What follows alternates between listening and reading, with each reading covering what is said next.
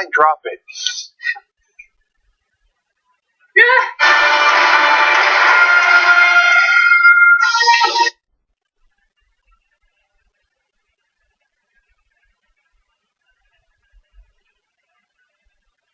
Apparently back.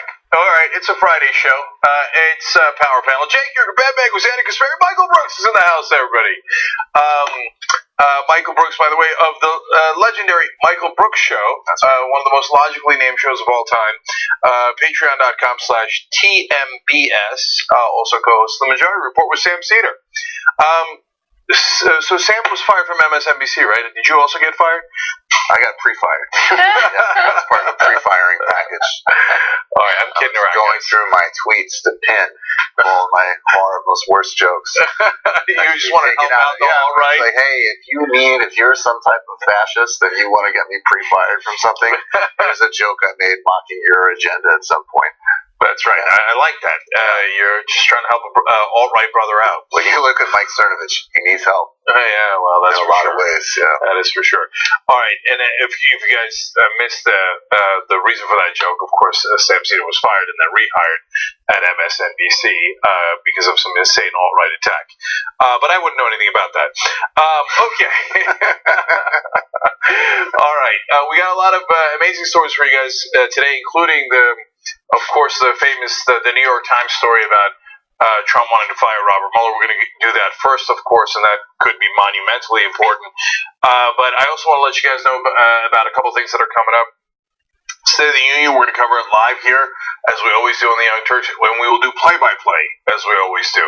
So as Trump is giving you his lies, we will give you the truth about what he's saying, as they do those incredibly long and annoying claps and standing ovations, at least on the right-wing side, we will be telling you what the reality is. Longest standing ovation of any president giving a State of the Union ever. He got. Well, I mean, he pre-got. I see. Yeah. Well, of course he will. Yeah. Whether he actually does. Also, most enthusiastic. They can measure that now. I won't be watching because I hate white presidents. So. I saw that on Fox, actually. This guy was like, at a certain point, they're boycotting. So we have to ask, is this racism in the other way? Yeah. That was the thing. That was an actual conversation that happened. That was an actual thing that happened in this world. Yeah, but to be fair, guys, and it's true. They had to ask him. They had to. Well, is there racism against whites in a country that is over 70% white? I mean, it's a fair question. They had overwhelming evidence with all the black presidents that we've had. We got a video coming up on the show with Fox and Friends. As you'll see, they just have to ask the questions. That's their job. That's why you go to journalism school. That's why you get into asking the tough questions. Yeah. Is there reverse racism against President Trump? It's a fair question. All right. So, normally we do the show 6 to 8 p.m. Eastern. So next Tuesday on January 30th, the day of the State of the Union, we will do the show. And then we do Rebel headquarters right after the show at 8:05 p.m. Eastern. And then the post game for the members. And then we'll pick up our coverage. And we'll do some coverage ahead of time as well. But anyway, we'll pick up our coverage for the State of the Union at 9 p.m. Eastern when that begins, and then we'll have some analysis and commentary afterwards as well. It's going to be me, John, and Anna for you guys at tytnetwork.com/live. I might be here. And Ben might be here. We've got a mite on that. We have a but I mean, I'm giving it serious consideration. Oh, wow. Ben is like the epitome of maybe replies to RSVPs. You know, like those annoying people. Not that you're annoying. No, not that. But those people who are like... But all the other people who do the thing that I'm about to describe, you do. All of them. But maybe I'll come. Yeah. I'm going to surprise you on the day of. I have... totally guilty of that. Yeah. Everyone does it. I do it. I'm one of those annoying people. I'm going to make a bold State of the Union prediction. Ooh. One, I predict I'll come. That's not really bold. And two, I predict this is unlike me. So get ready. I'm super excited about the edge of my Melania Trump will not attend the State of the Union. Okay, he said it. Yeah. He said it. You know why? Reverse racism. That's exactly it. She has an anti-Trump bias. Well, that might be true. She won't even hold his hand. That's how biased she is against white people. She has we were supposed to be divorced by now. Like, she has a pre-divorce bias. Yeah. That got ruined by this, like, scam show turning into a presidency. She signed a pre-unnup. So, all right, well, another reason to watch our State of the Union coverage, find out if Melania attends or not, and if he doesn't, Ben Mankiewicz with another great call. That's right. All right, and by the way, also one last thing. If you're going to be in LA February 15th, or even if you're not, you better hurry up and get here. We're doing a Sweet 16 birthday party for the Young Turks, longest running show on the internet. And we have the VIP tickets are almost sold out. So we've only announced it one day, but they're almost all gone. TYTnetwork.com/party. The VIP guys get to do a meet and greet and take pictures with us, and they pay more, of course, but it mainly to finance the show, to make sure that we can actually do the show. Those tickets are $100, but the regular tickets are just $10. That's just to make sure you guys are coming. And to cover the cost of the event. Obviously, at $10, we're not trying to make money off of it. So TYTnetwork.com/party. So there's very limited space for the VIPs because we're going to run out of time to do the meet and greet before the show, and then and also the ticket sales are going pretty briskly. Overall as well. So that's at a theater downtown in LA on February 15th. I'm going to make it, but I will meet. I will not greet. Oh, I see. I make no greeting promises. No greeting promises, just to be fair. I will meet. I will meet. But you get to say hi. How do you meet without greets? You just like grunt. Was that just get here? Yeah. Yeah, right. Hi. I've been on the receiving end. Here's Jank, here's Anna, and here's Ben. Hey, how's it going? Nice to meet you. That seems like a great. I'm going to have to disallow that. All right, and obviously, and not necessarily obviously, on Monday at 5:30, Dan Rather's show, of course, will be on TYTnetwork.com/live leading into our show, and he's going to talk about the State of the Union as well. Awesome. Just, your 16th anniversary, I know we got to start the show, but I had a thing where they described me as an innovator. I'm getting some thing at a film festival. Stable innovator. He's getting an award. He might or might not show up. He's got a maybe on our. I'm going, but they described me as I saw an innovator in the thing, and I cringed, so I didn't tweet it out because it was too embarrassing for me. You're crazy. Could you give me the hold on. Why is that embarrassing? Because it's embarrassing. Because everything about it. So today I got a text from somebody else.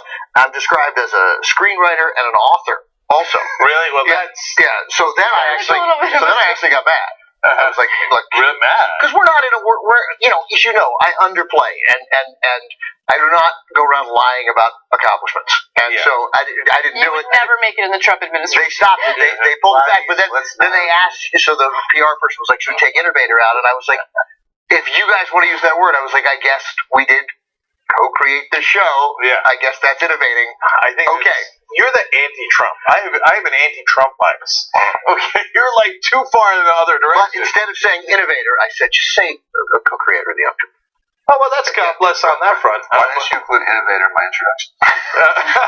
That's like my new notes on my bio. That's right. He's in fact, Michael's such an innovator. He co-created the Michael Brooks Show. That is innovative. Nice. Okay. Super last thing. Sometimes when I retweet an article about us or me, people don't get retweeting, like not retweeting, but going to the article and pressing share, right?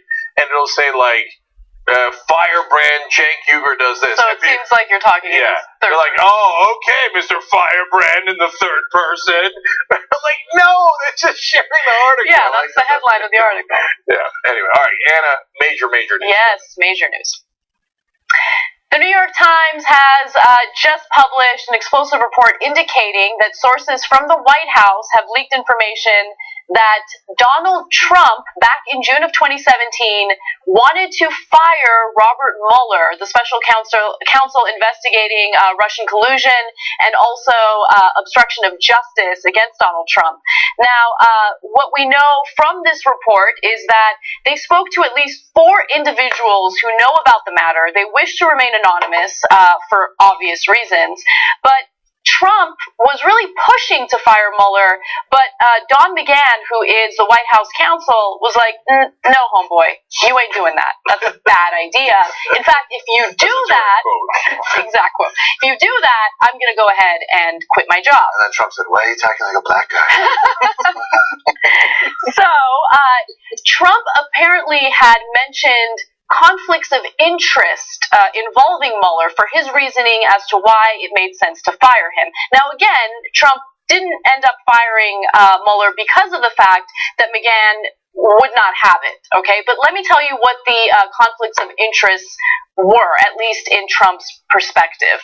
First, Trump claimed that a dispute years ago over fees at Trump National Golf Club in Sterling, Virginia, had prompted Mr. Mueller, the FBI director at the time, to resign his membership. That is a long game played by Bob Mueller. That is hold for years. Right. One day you're going to leverage yourself into the presidency. You're going to have questionable relationships with a foreign government as well as just sort of like endless financial improprieties. I'm going to get in charge of an investigation of you and then. So then you'll see. I shouldn't have raised my fees by $20. Then you'll see. So there's more. The president also said Mr. Mueller could not be impartial because he had most recently worked for the law firm that previously represented the president's son-in-law, Jared Kushner. But wouldn't that be a conflict of interest that would potentially benefit Trump? Maybe the conflict between Trump and Jared around Ivanka. Time with Ivanka. But also recall that when Trump was working it out with Rod Rosenstein to that initially his complaint for firing Comey, which he then took ownership of in the interview with Lester Holt, that his reasoning for firing Comey was mishandling the Hillary Clinton investigation, but mishandling it because of the incredibly derogatory speech that Comey made about Clinton in announcing that there would be no charges. So again, it just both of these things show that they're just looking for things. It doesn't matter what the things are, right? Anything. So finally, Trump said that Mueller had been interviewed to return to the FBI director, return as the FBI director the day before he was appointed special counsel in May. So that was the third potential conflict of interest that Trump had cited. But again, Donald McGahn did not buy any of it. In fact, after receiving the president's order to fire Mr. Mueller, according to the New York Times, White House counsel Donald McGahn refused, saying he would quit instead. Okay, the most important context here is McGahn and who he is.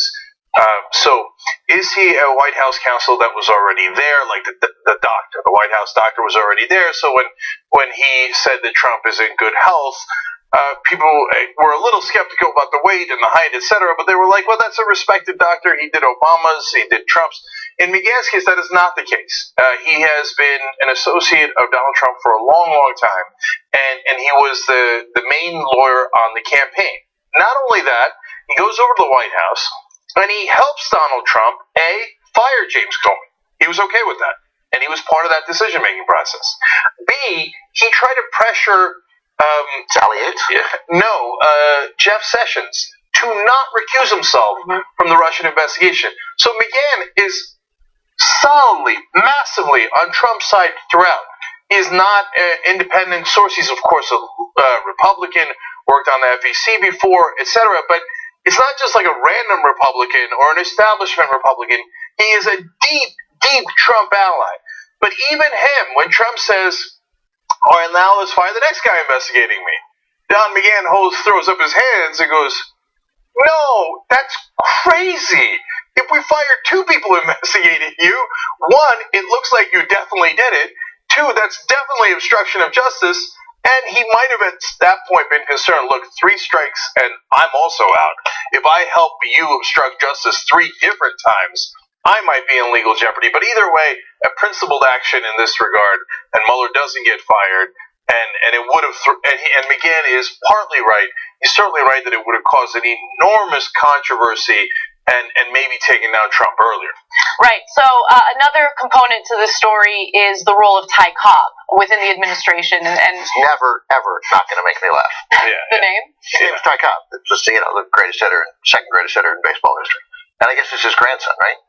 I had no idea. Oh, I didn't know that. Yeah. I think it's the grandson of the guy who invented Cobb salad. The Ty Cobb, Tyrus Raymond Cobb, was an outfielder for the Tigers, and I think a little bit with the Athletics at the end. And he was baseball's most notorious racist and dirtiest player. Oh, but he was a good hitter. Spikes high. Unbelievable. Or 367 career, the greatest man in baseball in all history besides me. Right. Racist and a tremendous hitter. I love that guy. And nobody, and generally not. There's a great line in Field of Dreams about how when the guys come to the field to play and they're like, yeah, Cobb wants to play, but we don't let him. None of us could stand him when he was alive. We hate him now too. Oh wow! All right, that was interesting. Yeah, and I don't even know if you guys know this, but Ty Cobb was also a very stable genius. Okay, so Ty Cobb has also been urging Trump behind the scenes to cooperate with Mueller. Change the rhetoric involving this investigation and just cooperate because you will do better cooperating as opposed to just firing people. And so that was an important component of the story for me personally because Trump is the most inconsistent person imaginable when it comes to his public statements about this investigation. He goes from trashing Mueller and talking about how he can't be impartial publicly, and then all of a sudden he goes on interviews talking about how he thinks Mueller will be completely fair and that he can't wait to talk to him, and it was interesting. So there are forces behind the scenes that are urging Trump to behave a certain way, and to some extent he's listening, which is fascinating. I think it's true that, he is a child. He's a child, and actually I don't even want to say that. It's an insult to children. He's got a really addled brain, and he's a relentless, delusional narcissist, and obviously there is this dynamic where the last person who talked to him, he listens to him. What I'm concerned about, though, I think it's good that there's pushback inside the administration, but I'm not convinced at all that if he fires Mueller, that Republicans in Congress will do a thing. And I think that the dynamic That's a good point. is starting to work now for all of the drama. That when he first got into office, they were like, you know what? This guy is hook lined into the bloodstream of a part of our base. He knows exactly how to speak to them. And he's an idiot, and he's a narcissist, and he's good at media. Let's let him do that, and then we'll run through the agenda, do tax giveaways to oligarchs, get rid of healthcare, the whole thing. And it's starting to actually kind of work. Right. So that's why you see people like Graham, who, several months ago were like, oh, he better not do that. Oh, my Lord. Oh, blah, blah, blah. And now all of a sudden, there's a lot of Republican senators in the last couple of months who started to make noises about this investigation in Mueller. So I think the broader picture is that the whole party's running interference for him. And there wouldn't be accountability if he did this move. Can I jump in on that? Because I actually agree with you for other reasons. So, who loves Trump? Even if so-called establishment Republicans hate Trump, the people who love Trump are the donors, because he will consistently do favors for the donors. And the donors are the ones funding the Republicans, the establishment Republicans. So I have no doubt that Republicans will do what they can to avoid, impeachment proceedings should Mueller's investigation find impeachable offenses. Popular with the base, popular with the donors. Yeah, impeachment's not happening. I don't know whether he's popular with the donors because the fact is that whoever replaced Trump will also be popular with the donors. There's no risk that all of a sudden Mike Pence is going to stand up to the Koch brothers or their ilk. They got what they wanted, and so I think what Michael started off saying is undoubtedly true. They got and so now it's this euphoria of look, we did it. This is we had to do one thing. My guess is they wanted this more than repealing health care. This is the ultimate generation. There was something I retweeted today that the Koch brothers spent $20 million. They're going to spend another $10 million. They're going to make over $1 billion a year in taxes saved. It's the best return on investment you could possibly imagine. Electoral politics is the only conceivable thing that will push Congress to do anything. It is significant that we've turned the calendar. It's 2018. We are now in an election year. And if they want to do more, they got to keep the House. And they have to keep the Senate. So it may suit them at some point to say, all right, we'll stand up to this guy, and then we'll all bask in the euphoria. There's a total asymmetry between national numbers and what is rewarded in those narrowly drawn districts where he's really popular, and there's no problem with any part of this. I got you, but they're in danger of losing the House. They're definitely in danger of losing the House. That's true. So I don't. I'm less convinced. I am totally. It'll make what remains even more intransigent. They're not. They're not. No principled stand will be taken. That's That's clear. They're indifferent to that. That's the name of my autobiography. No principled stand. But electoral politics, my So that's right. It'll all be political calculations. So why did I say that McGahn was only partly right? So he's of course completely right on legal grounds. Don't obstruct justice. Don't keep firing federal prosecutors who are investigating you. But the one thing that he miscalculates and Ty Cobb miscalculates when they both tell him to cooperate with Mueller is that they're under the impression that Trump didn't do it. They're his lawyers, and I'm sure they asked him, now, Donald, you got to be really honest with us because we're your lawyers, and it's okay. This is protected, okay? And you can say anything you want to us, but we got to know it in order to defend you. Did you do it? You know what Trump's going to say. No way. My integrity is bigly. It's tremendous, right? He's not going to admit it even to his own lawyers. So those lawyers, knuckleheads that they are, think that Trump doesn't have a connection to the Russians. So if you think Trump doesn't have a connection to the Russian, you should advise your client, don't fire the guy investigating you. You'll look incredibly guilty, and it might lead you down a treacherous political path and a treacherous legal path when you don't need to because you didn't do it. Yeah, but what they don't know is he did it. He says he did it.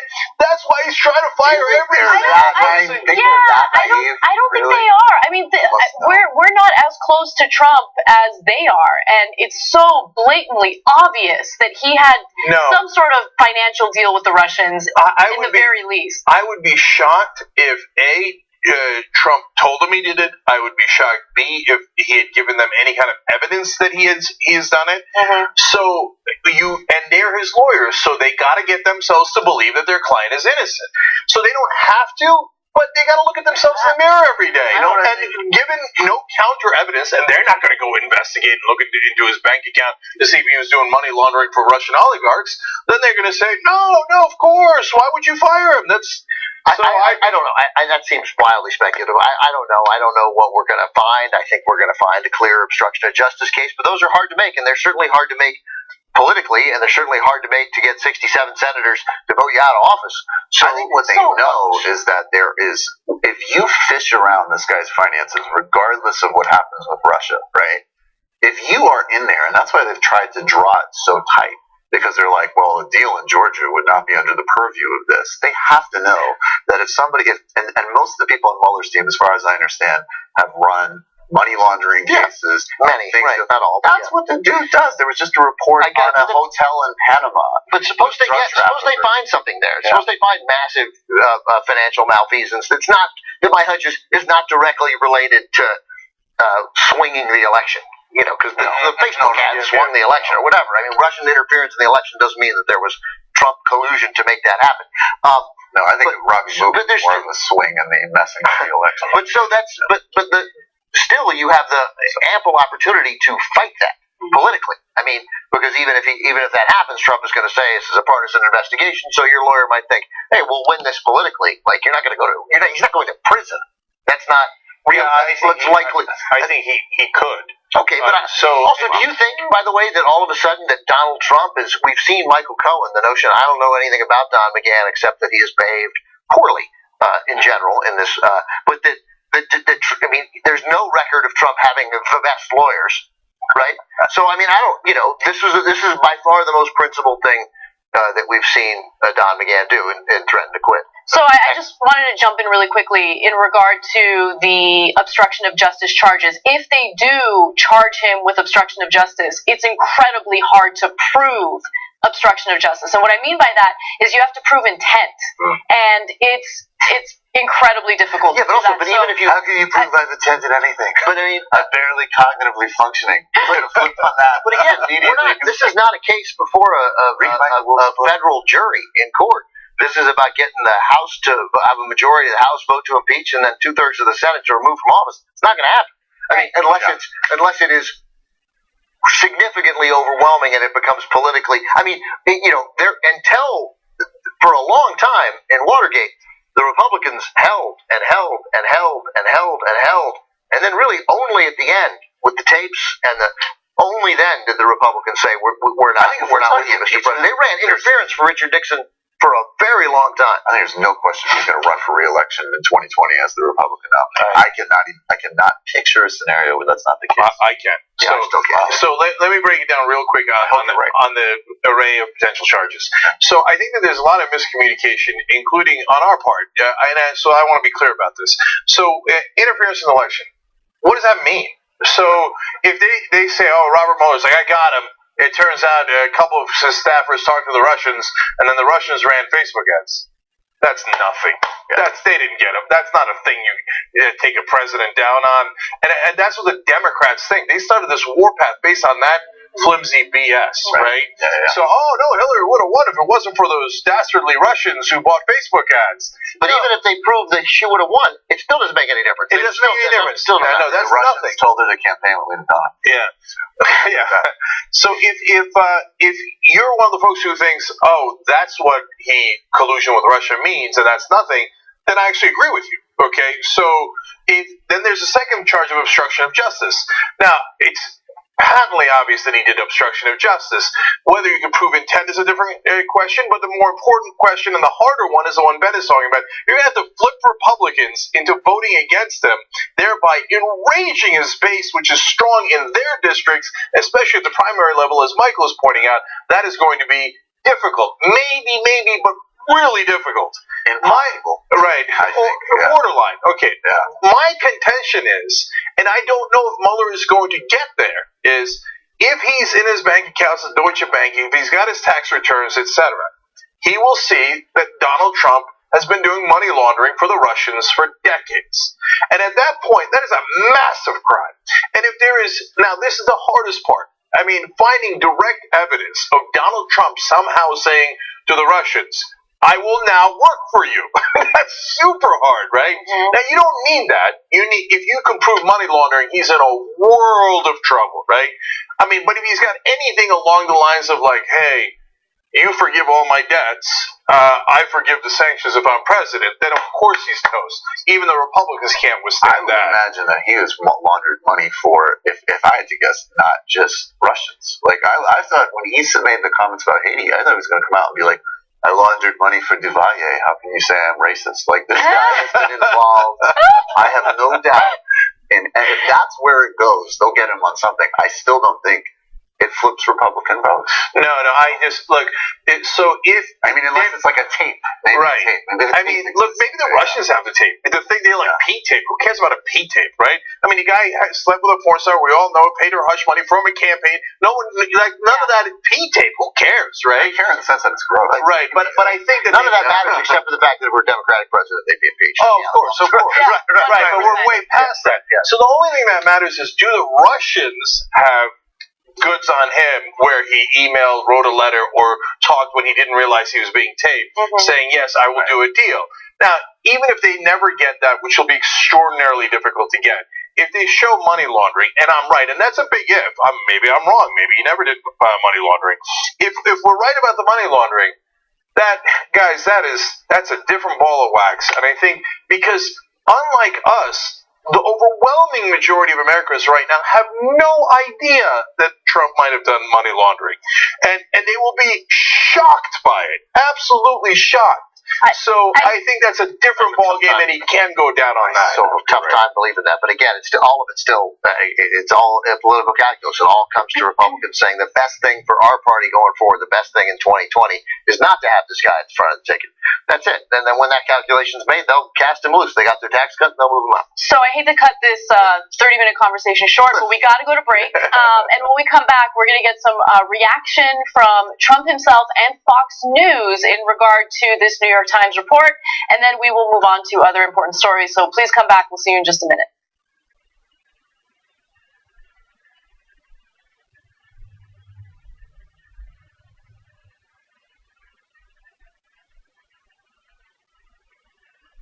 Oh, did you guys help us win a Shorty Award last year? Did you? In the category of Audience Honor for Best Overall YouTube Presence? Best overall YouTube We president. want to win it again this year. That's right. We want to win, and we can't do it without your help. We need you. We need you. All right, so here's how we're going to do it, guys. Look, we want to win for Best Overall YouTube Presence for the Young Turks, but we also want to win Best in Overall Facebook Presence and Best Web Series for The Breakdown, which is great. But let me tell you about YouTube Presence. Go to tytnetwork.com/YouTube Presence, which is very logical. Click on the vote in Best Overall YouTube Presence, also very logical. You can log in using your Facebook or Twitter accounts to create a Shorty account to submit your vote. You share your vote on social media, ba-bang, that counts as an extra vote. You're voting like crazy now. Now, do this for the Breakdown and Web Series and in a Facebook presence as well. And you're seeing the links to vote on your screen. And don't worry, we'll have them in the description box below. So easy peasy. You just go right there, just click, boom, you're there. And get a load of this. You can vote once per day all the way to February 22nd. Every day. Every day. Go nuts. Have fun. You know, we always tell you to get out and vote. This gives you an opportunity to do it over and over again. Sorry. You know, by the end, we might just get tired of winning. No, and this is great practice for the midterm elections. You know, get that voting muscle in order. That's right. Here we go. Ready? Yeah. Practice.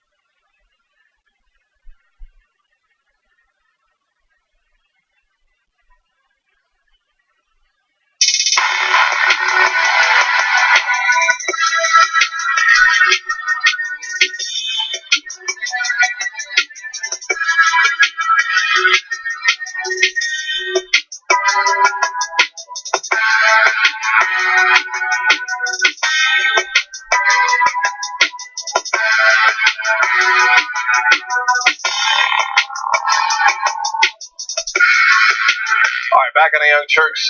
Heather Camposano writes in, wait, I'm not allowed to say that anymore. Yeah, Holy poop. It's Michael Brooks. Michael Brooks on TYT. Holy moly. Holy crap. Crap's allowed. We have new rules on cursing. Anyway, holy crap. It's Michael Brooks on TYT Live. Best Friday power panel ever. Sandra O says, yay, Ben's on the power panel. Michael Napin says Trump is orange, so 43 out of 45 on number of white presidents. And Trent, a little orange humor. Yep. And Trent Santa Muerto follows up by saying, there's an obvious anti-orange agenda by the left to discredit the most stable, fittest, most non-dementia having president ever. It's racist. Just say the word, Jake. This would all end if you just said the word. I'm telling you, he's going to use this dementia stuff, and he's going to end up like testifying against Jared or something and putting him in jail. That's my best case scenario for how this all ends. He's Well, like, that's what I didn't do anything. Jared did it. Let me get Ivanka back. No, but that's partly why I'm wearing this shirt, because he had the dementia out, and I thought he was going to use that.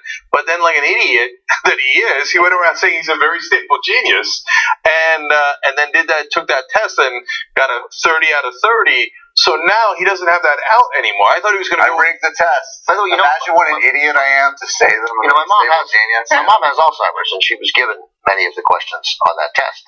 I mean, it's if you have Alzheimer's, you'll fail the test, but it's not like it's not hard. It literally, it's like, hey, at 2 o'clock, what does the clock look like? Whoa, Yeah.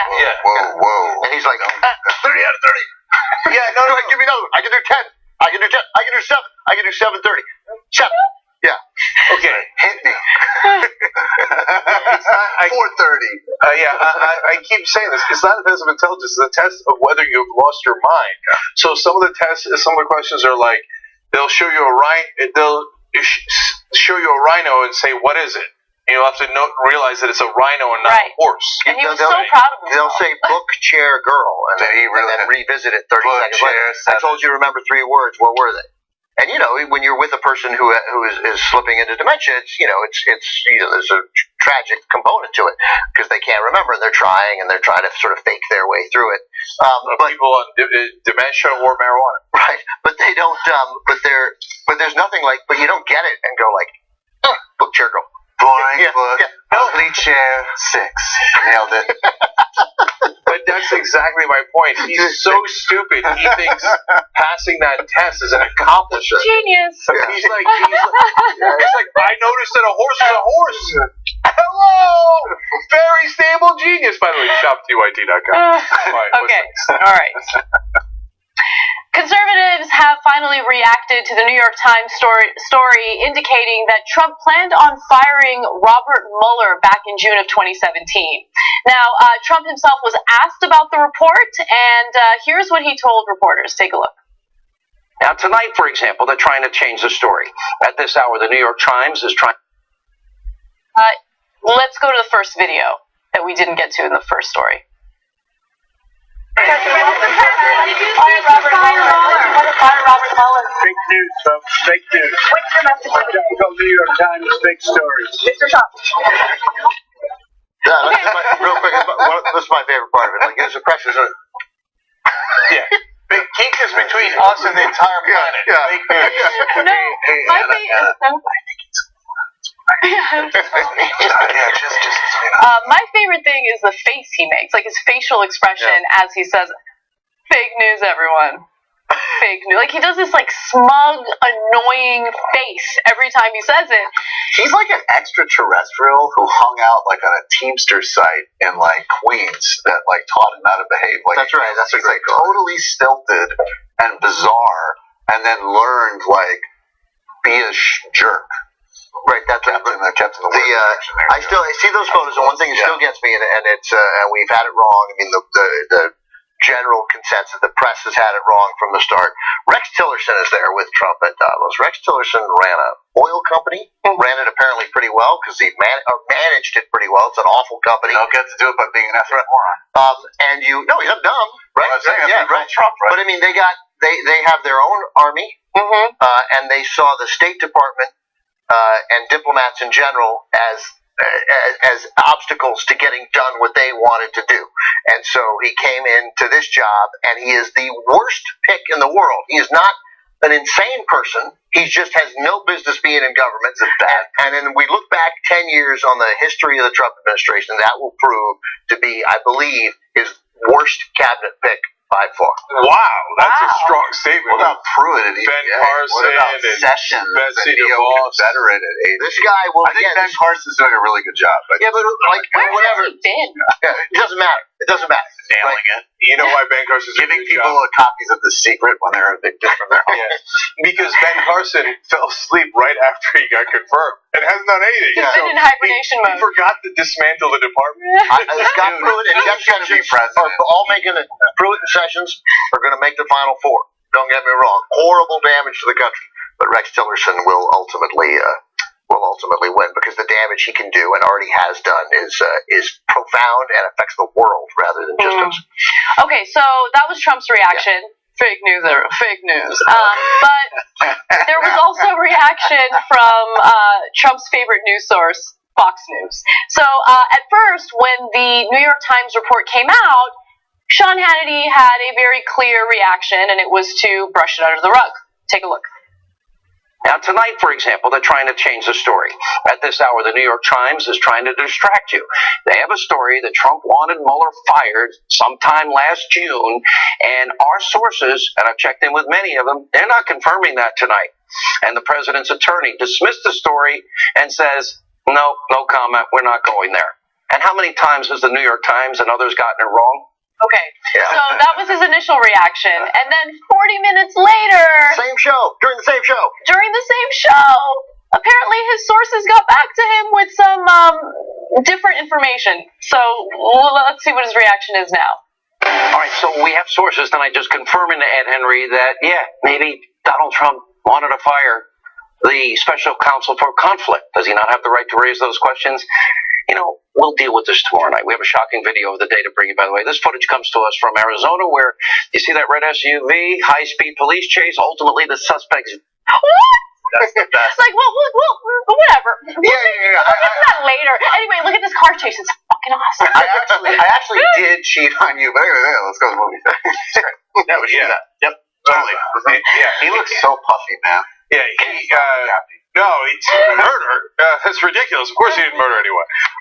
Fine, he murdered him, but so what? I mean, you're not allowed to murder people? Maybe he doesn't have a right to put a contract on somebody. Anyways, we'll talk about this. No, my favorite thing is in the first reaction, he's like, they're just trying to distract you. That's all they're trying to distract you. And then the second video, he's like, maybe it happened, but whatever. Look at this car chase.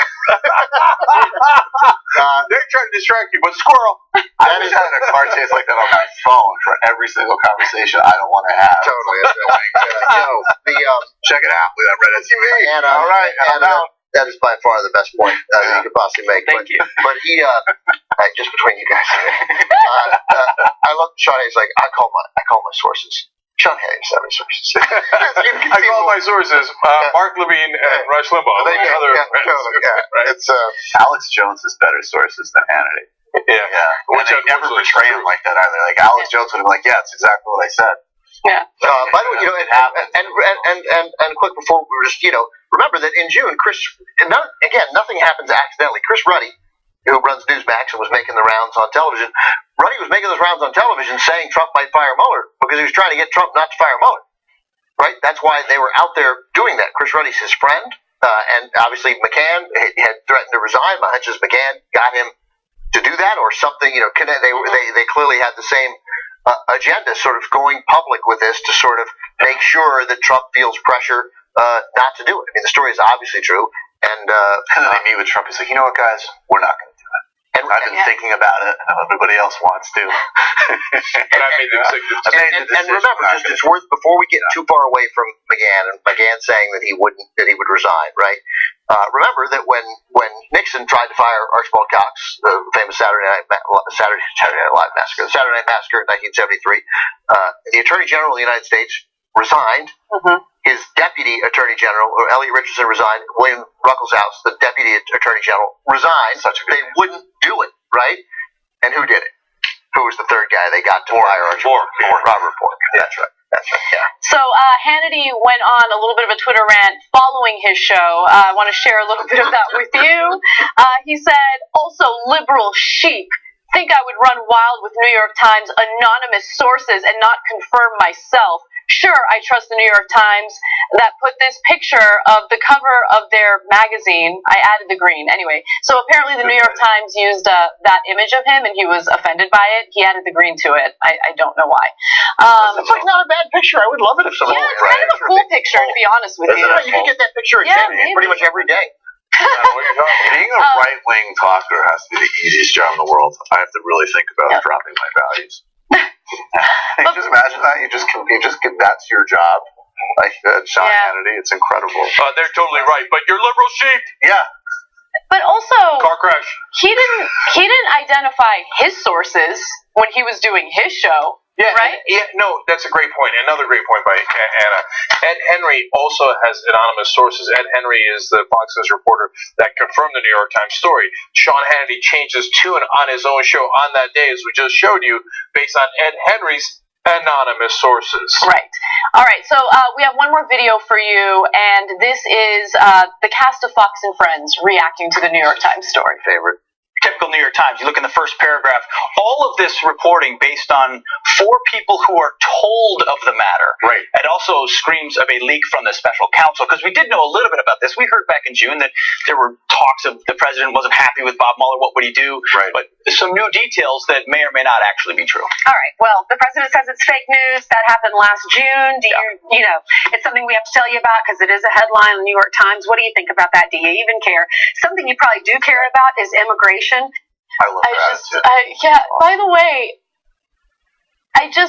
the president said it, so we're just going to go with what the president said. That's not journalism, right? She's referred to herself as a journalist. So a person in a position of power says something, and you just take that at face value, and you don't ever question. I mean, obviously, Fox is catering specifically to Trump. Trump watches Fox and Friends and Hannity religiously. It's pretty much all he does while he's in the White House. So it's pathetic. It's propaganda. It is propaganda, and it is no different than Soviet propaganda. It's got a nicer face on it. It's an HD. But North Korean propaganda has better art programming. it is. I mean that these guys, do we know who the woman is? Ainsley Earnhardt. Ainsley Earnhardt. That is a good name. The other guy, not Brian Kilmeade, and then Blockhead from 1955's movie. 1955. No, that's Ducey. Ducey, we know. I just want to call the other guy not Brian Kilmeade. No. They're like, all right, we need a frat boy. Looks like he's from 1955 Central Casting with a really big blockhead. Boom, perfect. But that's this morning, right? Yeah. So that's already this morning. Right. So Hannity has already reacted and acknowledged the story is true, and then they've decided to still continue in that vein, even though the night before, their own reporter, Ed Henry, confirmed that the story is true, and Blockhead, not Brian Kilmeade, continues to spread that news. Well, also, keep in mind that Media Matters did a really great job in going back and finding all the different instances that people on Fox News urged Donald Trump to fire Mueller, right? So back in June of 2017, when Trump was thinking about firing Mueller, Fox News was constantly talking about how he should do so. So to give you examples, and again, the sources Media Matters, they've been tracking this. In June of 2017, Fox host Sean Hannity and his guests repeatedly called for Mueller to be removed. According to Media Matters analysis, Hannity and Fox legal analyst Greg Jarrett called for Mueller to resign, recuse himself, or be fired at least 39 times. And there's only 30 days in June. It's not one of our longer months, so... Additionally, Hannity and his guests claimed that Mueller had a conflict of interest 102 times. Wow. So, I mean, it's amazing. It's like it's a cycle. Yeah. So, but think about that for a second, and to all of your points about how it's propaganda. So, Trump is considering firing Mueller in June. And he obviously had some sort of conversations with Sean Hannity and other folks at Fox News and said, send the word out that we want Mueller fired. So they mentioned it, over 100 times, whether he resigned, conflict of interest. And we know from the New York Times story that's now confirmed, including by Fox News, that the thing that they wanted to use against Mueller was that he had a quote-unquote conflict of interest. So they do that overwhelming propaganda. Then Trump's lawyers talk him out of firing Mueller. and then Fox News and Sean Hannity drops that topic.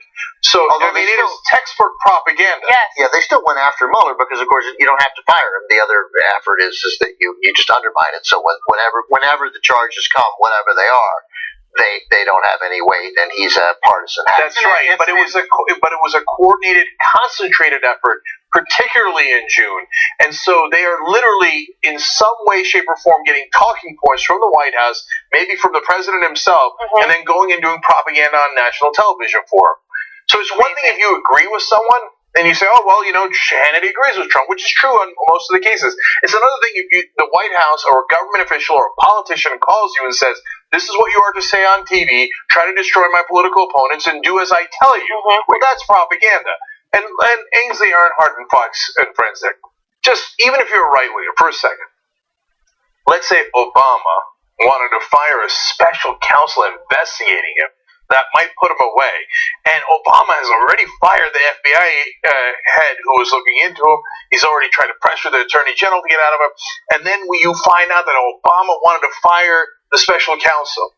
Do you think that Fox and friends would go, do you even care? We had an argument about a parking space at a mosque 10 years ago. They spent a month on Fast and Furious. Yeah. Oh my God. One also has Solyndra. But I feel like pointing out these people's hypocrisies at this point is like, Yeah, I don't know. I feel like we're every day I feel slightly more confident in the lack of greatness that we have in this country. We're not a great country. We've created this. 62 million people voted for this guy. The Fox News. I get it. They could talk about old audience, whatever. Fox News still wins the ratings race. People still watch this. They eat it up. They pay for it. This is the world we live in. This is the kind of thing we talk about. This is where we focus our attention. And Ainsley Earnhardt and not Brian Kilmeade and Steve Doocy still do their show every day, and people watch and people talk about it, and they help set a right-wing agenda. Yes. We got to take one more break in this hour, so let's do so. And when we come back, Trump has rolled out his latest proposal for DACA.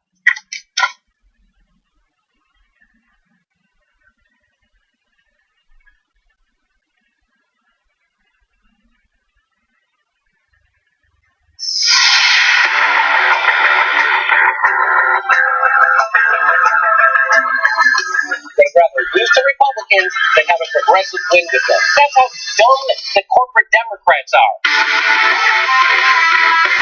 It's the Democrats who slow the speed. At the end of the day, they're the ones who push the right-wing agenda.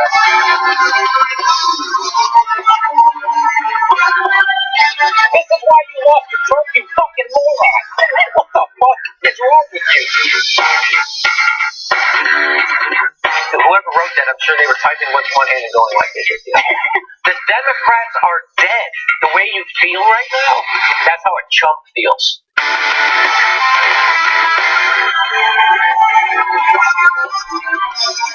Do not freak out.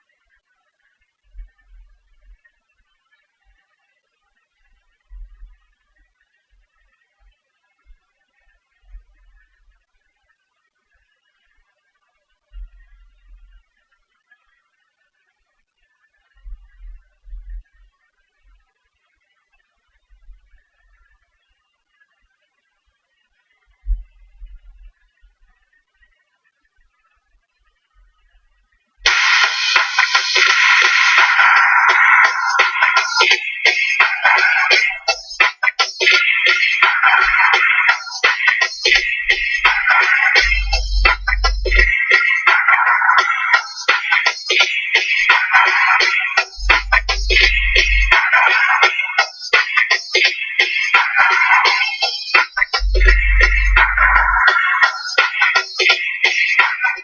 right, back on the Young Turks.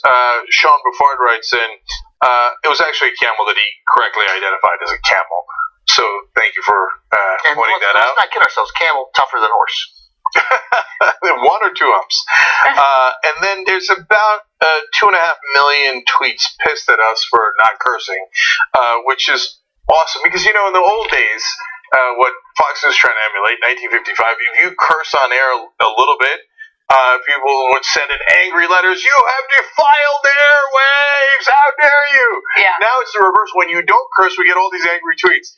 Guys, it's not our choice. We're about to go on some platforms that have to follow some antiquated rules. There's no way around it.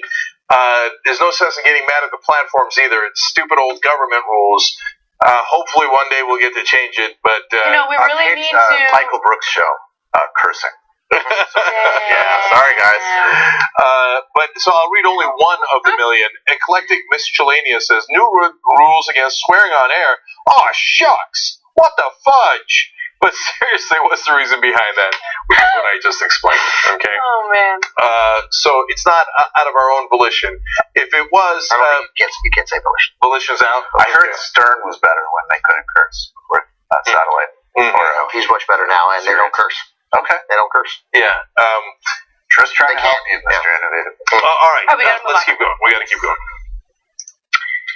Trump has proposed his latest version of immigration reform, and it is something that extreme Republicans, extreme conservatives are not going to love, and it's also something that those on the left might not necessarily be in favor of. Now, let me give you the details, but before I do so, just remember that Trump's initial proposal asked for about $2 billion in funding for his border wall. His latest proposal asks for $25 billion for his border wall. Okay. Now, what he's doing is he's holding the Dreamers hostage and letting the Democrats know that if they want protections for these Dreamers, they're going to have to concede, and knowing Democrats, they will probably likely do so. Now, let me give you the details. Under the proposal, immigrants who are covered by DACA or those who are eligible but did not apply can apply for legal status if they meet certain work and education requirements that would be spelled out by Congress. Okay. Now, how long would it take these Dreamers to become citizens should this version of immigration reform pass? Well, it would take 10 to 12 years for immigrants to eventually earn citizenship. Now, in exchange, Trump is asking for quite a bit. He's asking for $25 billion in large part to build his long-promised wall along the U.S.-Mexico border. Now, there have been estimates into how much it would cost to build the wall, and experts say that it would cost about $19 to $20 billion. So the extra $5 billion would be used to hire more Border Patrol agents and also increase some of the technological security along the border. Also, under the new system, U.S. citizens and permanent residents could only sponsor their immediate families, which includes spouses and minor children, but other relatives like parents and siblings would be excluded. And he, of course, wants to scrap the lottery system, which allows people from countries with low levels of U.S. immigration to apply for visas. So, sorry, go ahead. I mean, No, go ahead, Michael. I just think that obviously this is a completely impossible thing to negotiate on. You can negotiate on the wall. It's stupid. It's going to be ineffective. The border's already very militarized, and you could say, hey, maybe that's basically just a public works project. Sure, whatever.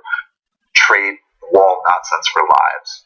But they are basically integrated a complete wish list of every far-right demand on immigration imaginable. And by the way, those standards, spell them out in the future, those standards will be incredibly stringent and potentially much more ruthless than what was currently set up under the executive order. The standards for what? That they would spell out for people to apply under DACA that's going to be set for Congress. And then the other thing I'd say is that I don't think we could frame this in terms of right and more moderate inside the Republican Party anymore. I mean, I know this is my sort of theme that I hit a lot, but I think they've clearly made the choice that both electorally and in terms of their base and also just strategically, they're doubling down on white identity politics. And the reality is that this type of policy is racist. It works with the base.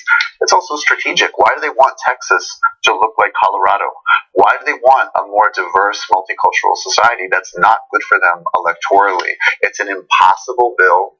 And it's really disgusting. And I also have to say, for some people in this audience and my audience, like, elections matter. I loathe Hillary Clinton, but this is precisely why you pulled the bullet on that vote. Oh, you just pissed off a bunch of people. Well, but bring it. Actually, you know what? Yeah. Tweet at me. I'll probably ignore most. Yeah. Okay. So I agree It's with. undeniably true. I agree with everything you just said.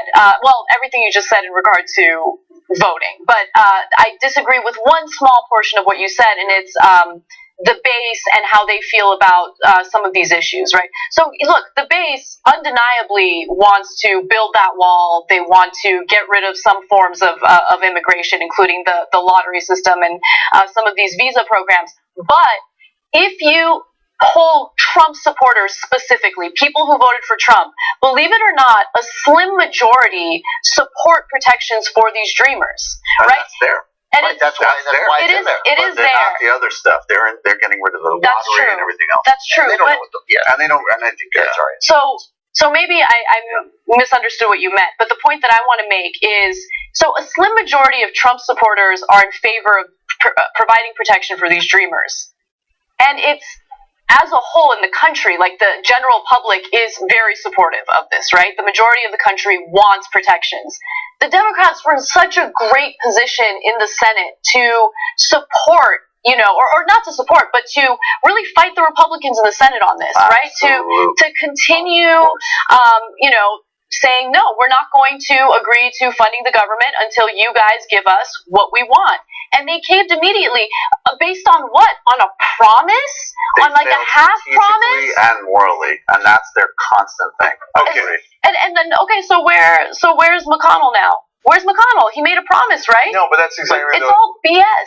But he can say he made the promise. That's exactly He kept the promise. You can vote. Here we go. It's a vote on done. Yeah. This is even worse than the original that's version. exactly why the Senate Democrats saying it's okay. Mitch McConnell made us a promise. It's preposterous. I mean, they're either the stupidest people alive, and they might as well scream that they're a very stable genius on Twitter. Or they know that they don't support you, and they don't give a damn about you. They're like, oh, Mitch McConnell will later bring up a bill. Well, that bill could be terrible, right? But hey, we did our job. Our funders are super happy. The markets are stable, and the Republicans got everything they wanted. Oh golly, gee, there was nothing we could do for you again. But vote for us in the next election, then maybe we'll do something. I just need to add too. That's 100% right. I have a friend who's an immigration attorney, as an example. Like, they could bring dreamers to the State of the Union, and they could be seated there, and maybe they'll do that. They could be calling press conferences every day to talk about human rights abuses at these detention centers, as an example. I mean, there is a much broader crisis in terms of deportations, families being broken apart, and The View is doing a more effective job of using the levers of power and media access to highlight these issues. And even guys that I love, like Bernie, that's my man. He could do a lot more in terms of just even highlighting the process and the abuses. They failed this strategically and morally. If I were in the Senate, I would be in the media all day, every day, talking about the fact that Trump promised that Mexico is going to pay for that wall. Why are U.S. taxpayers spending $25 billion on a wall that Trump said Mexico was going to pay for? That is money that should be used on improving our infrastructure. That should be money that's used to help fund our schools, to create better opportunities for your children. Like, they are so bad at framing. They need to frame this in a different way. They hate to lose. They're corrupt. They're deeply corrupt. All right, and send Allison Hart to the Senate and see what she does. Okay, send progressives, send Paul Jean Swearengin, and they'll fight tooth and nail every single day. So now, in terms of clarity here, let's just be absolutely clear. Republicans who said that they were against illegal immigration because they were for the rule of law were lying, and they just proved that they were lying. They're against all immigrants. They just said it. They said, okay, I'm going to take away the visa lottery for legal immigrants. What they're calling chain migration, which is sponsoring your families to come here, is the heart of legal migration. It's not chain migration. It's family reunion. Yes. And if you take that away, you almost kill off all immigration. That's the heart of immigration. Legal immigration. So that, by the way, there's the Muslim ban. That should be called a family ban. So they're now proposing a hashtag family ban because why? Because most of the people that come in through the family situation where you come in legally are coming from Asia and Latin America. And they don't want those people in this country. And they don't want them voting. And there's a couple of things, guys. You might say, hey, but remember, people were also against the Irish and the Italian when they were coming in. But that was also racial. That was white Protestants at the time didn't want Catholics in the country or bigoted, right? And they didn't want they viewed the Irish and the Italians as dirty, and they didn't want them in the country. They didn't want the Jews in the country. It seems a thing, right? And it was also based on poverty. But think about that for a second. So that's the same argument they make now. Oh, well, the Mexicans coming in, they don't have any jobs. That's why they're coming here. They're dirt poor, etc. But that's how we built this country by we didn't bring on Irish millionaires and Italian millionaires. We brought in people who came at the bottom of a boat because they were starving. And those are the Irish, the Italians, the Jews, the Germans, the French.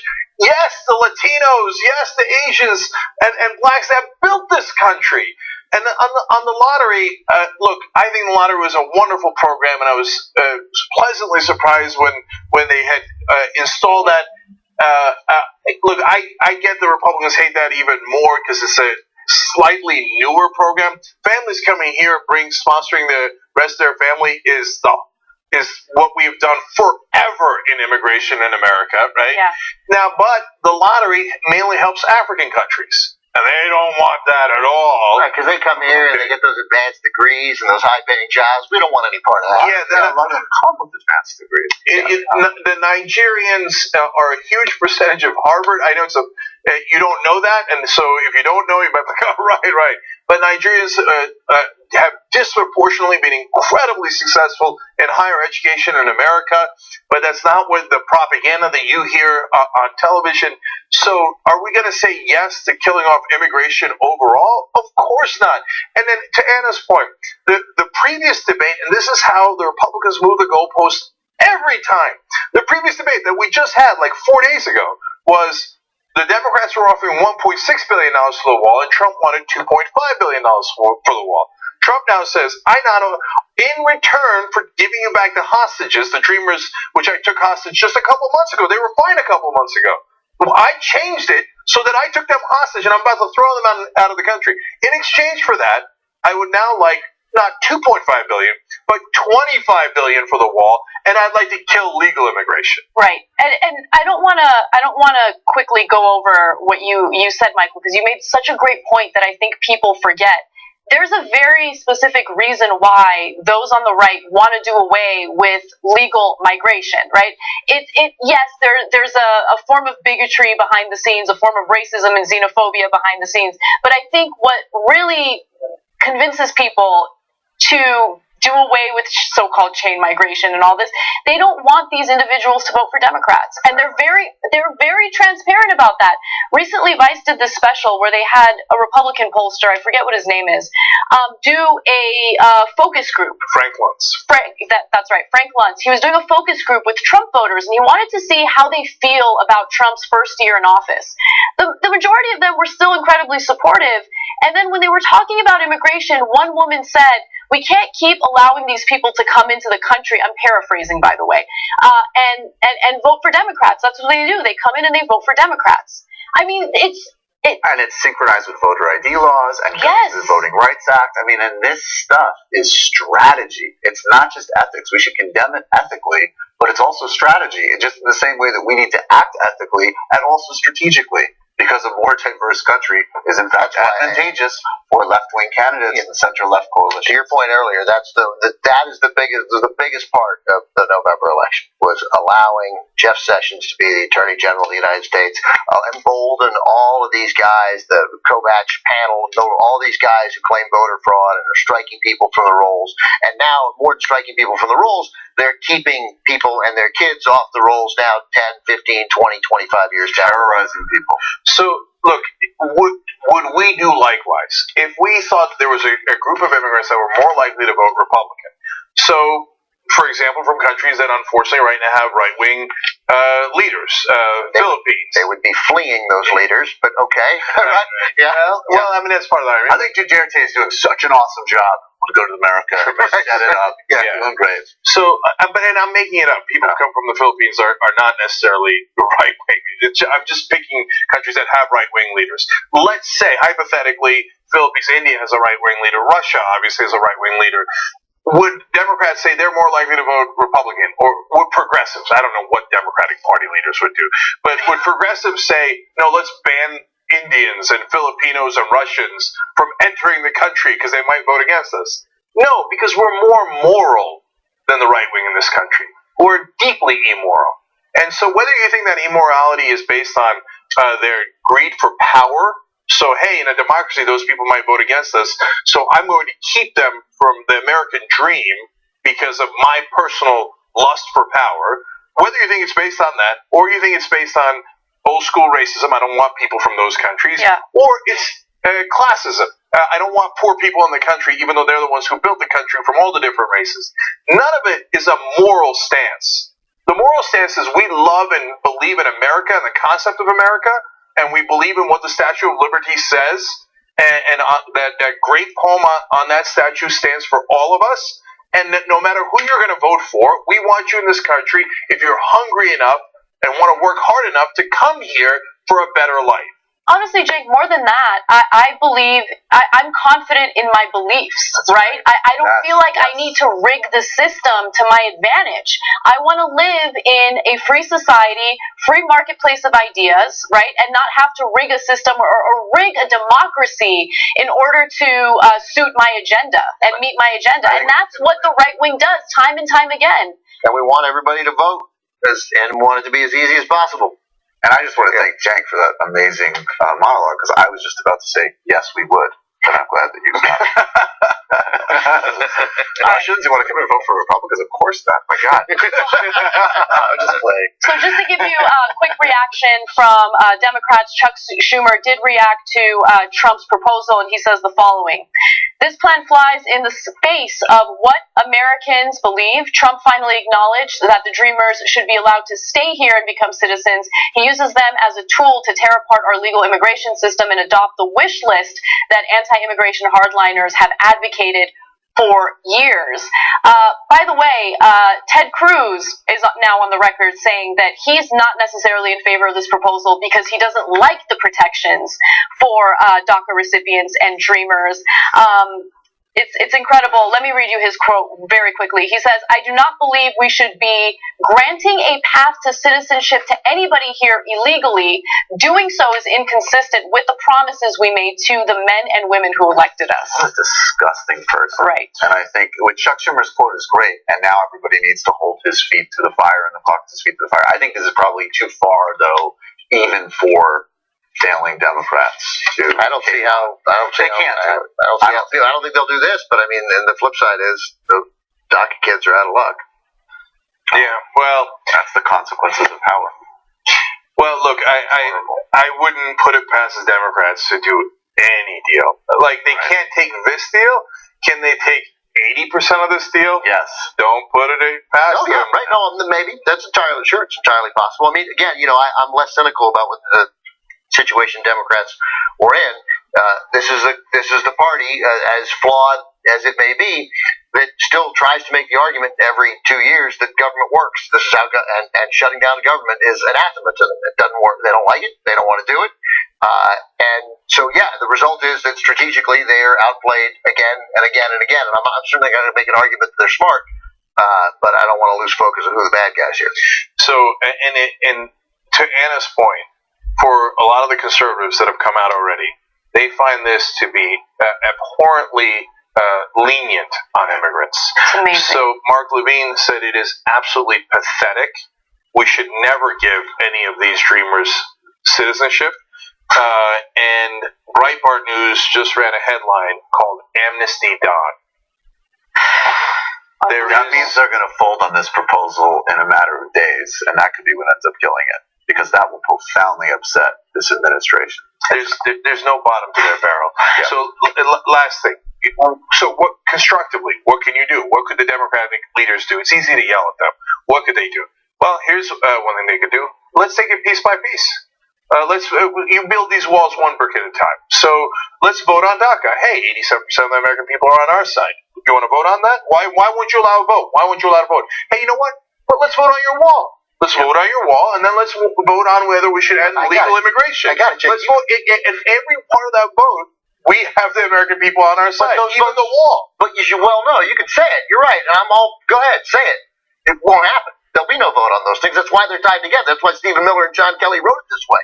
That's what the whole point. They'll never get those votes. And so then you do what Michael, Anna, etc. said. Every day go, why won't they allow the votes? Why are they shutting the government down? Because they won't allow simple one-by-one votes. Specifically, here's the specific abuse that's taking place. Here's a detention center where a woman was assaulted. I mean, as an example, we're in a Me Too era, right? Could you imagine if you dug into places like Oregon where people who are undocumented are being held in county jails, which isn't even legal? There is a whole realm of abuses you could expose here and contextualize, because these policies are not just people being disgusting on TV like Ted Cruz or Donald Trump. They're abusive to millions of people and antithetical to who we're supposed to be. And you know what? Put up pictures. It's not going to get a vote. Hold on. But then you break them, right? Okay, then you break their back in the elections. That's called politics. Well, every day you put up a picture of a new dreamer who went to Harvard, who went to Yale, who went to Stanford, whatever. Who's going to cover that? Okay, who's going to cover it? Who's going to cover it? Well, then you know what you do. You say, "Goddamn CNN, New York Times. They are negligent. They are anti-democrat. They are anti-progressive. They have conservative owners. They're multi-billion-dollar corporations, and they won't cover these dreamers because they are pro-Republican." Now, of course, Democrats go, "Oh, we'll never do that." Well, why don't you fight back? Put up the pictures of those dreamers and say they're going to try to deport this person because they're monsters, and they took them hostage. And every day show a new hostage, okay? And then do a countdown, the number of days that these people have been taken hostage, okay? And then make CNN, for once, can you pressure the press, who is never on your side, to actually say, "Oh, wait, oh, right, that's a good point. Well, how come we only get pressure from the right, but we never get pressure from the left? So why don't you talk about the hostages?" But they don't do that because they don't want to fight. And they don't want to win. All they care about is their own power and their own greed. Look, last thing, article earlier in the week that I pointed out, it turns out that the good sources, it's not fake news, pointing out that Democrats' main concern was never the Dreamers, and that the reason they shut the government down for 3 whole days was because they were upset that the Republicans didn't properly consult them. It was about their own power and privilege that they were upset. For them, the Dreamers it's cynical. It's another good way. Hey, Latinos, hang in there, vote for me one more time. I don't think you have correctly analyzed the situation in any way, although I agree with you that making a passionate plea about it is unquestionably the right thing to do to make it an issue. But I've analyzed it well. I think you have. I think you have, and I think Cenk hasn't. Yes. No, Cenk hasn't. Let's take a break. When we come back, I really want to share a story regarding climate change that will alarm you, and then later on, story about Hillary Clinton and her refusal to fire someone in her campaign that was accused of sexual harassment. We'll give you that detail and more.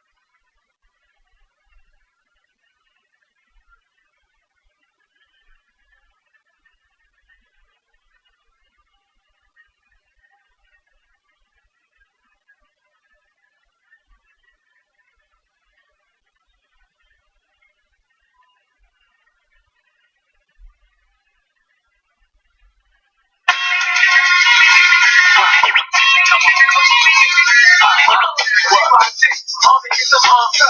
Balance of region, calling that spells the time, yeah. But we ain't terrorist, documents, mom, yeah. The six don't get right with the armor. Thank you for the recruiter. Remove your right wing nonsense. We fighting with the shoulders. And yes, we don't die. We hope to fly. And nothing else to prevent. All right, back on the Young Turks. Cenk Uygur, Michael Brooks, Ben Mankiewicz, Annika Sparin with you guys. Real quick on tweets. Unregistered Chicano says Democrats are doing a great job making sure people don't vote for Democrats. Omi writes in, Democrats cave because they don't care. This is why people are not voting. Blame someone, blame the DNC that just doesn't care and continues to disappoint, pushing away voters more and more every day. And you know, it's one thing to not agree with that, and I'm sure that a lot of Democratic Party officials don't agree with that. A lot of people in Washington don't agree with that, those sentiments. It's another thing to pretend they don't exist. Those sentiments exist, and they exist in mass quantity. So you might want to address that, figure out a way to address it. One crazy way would be to actually fight for progressive positions.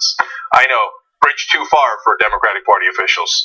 Anyway, member shout-outs are Jimmy Cooley and Donna Rocco. And thank you for making this show possible. TYTnetwork.com/join. And I should remind folks on February 15th, Thursday night here in LA, at a theater in downtown, we are going to do our 16th birthday party. It's a rally. We're going to have both political speeches, but also a panel of all of us discussing the history of the Young Turks and having a really great time. Jimmy's going to do a set there for you guys, so it's going to be great. TYTnetwork.com/party to get tickets. All right, Anna, go. I'll introduce a couple of movies from 1955. It'll be great. Yeah. All right. There are three stories I really want to get to. Super important, so let's go. Cape Town, the second largest city in South Africa, is faced with a dire situation involving water. They are quickly running out of water, and soon they will have to ration a very small amount per person. Now, Cape Town, according to reports, is set to become the first major world hub to exhaust its water supply once its reservoirs dry up in mid to late April. At least 4 million people will run out of water when that happens. So they're already going after people in the form of fines if they utilize more water than they're supposed to. So to give you an idea, in less than 3 months, they will need to stand in line to receive individual allotments of water. At present, those living in the city have been asked to limit themselves to only 87 liters of water per day. That's 23 gallons. On February 1st, that number will drop to 50 liters or 13 gallons. And if you want to juxtapose what they're dealing with and how much water the average American uses, Americans use about 100 gallons of water each day. So think about how your lifestyle, if you're living in the United States, would be impacted by this type of limitation. Now, when the water completely runs out, or not completely runs out, when the water is so low that they have to take extreme action, they're referring to that as day zero, the day when taps will run dry. Each person will only be limited to 6.6 gallons of water. So it has begun, and look, there's a lot of factors.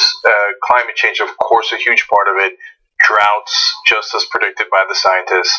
I know for a lot of conservatives, if it didn't happen to them, it didn't happen. They're like, Cape Town, where's that? Don't care.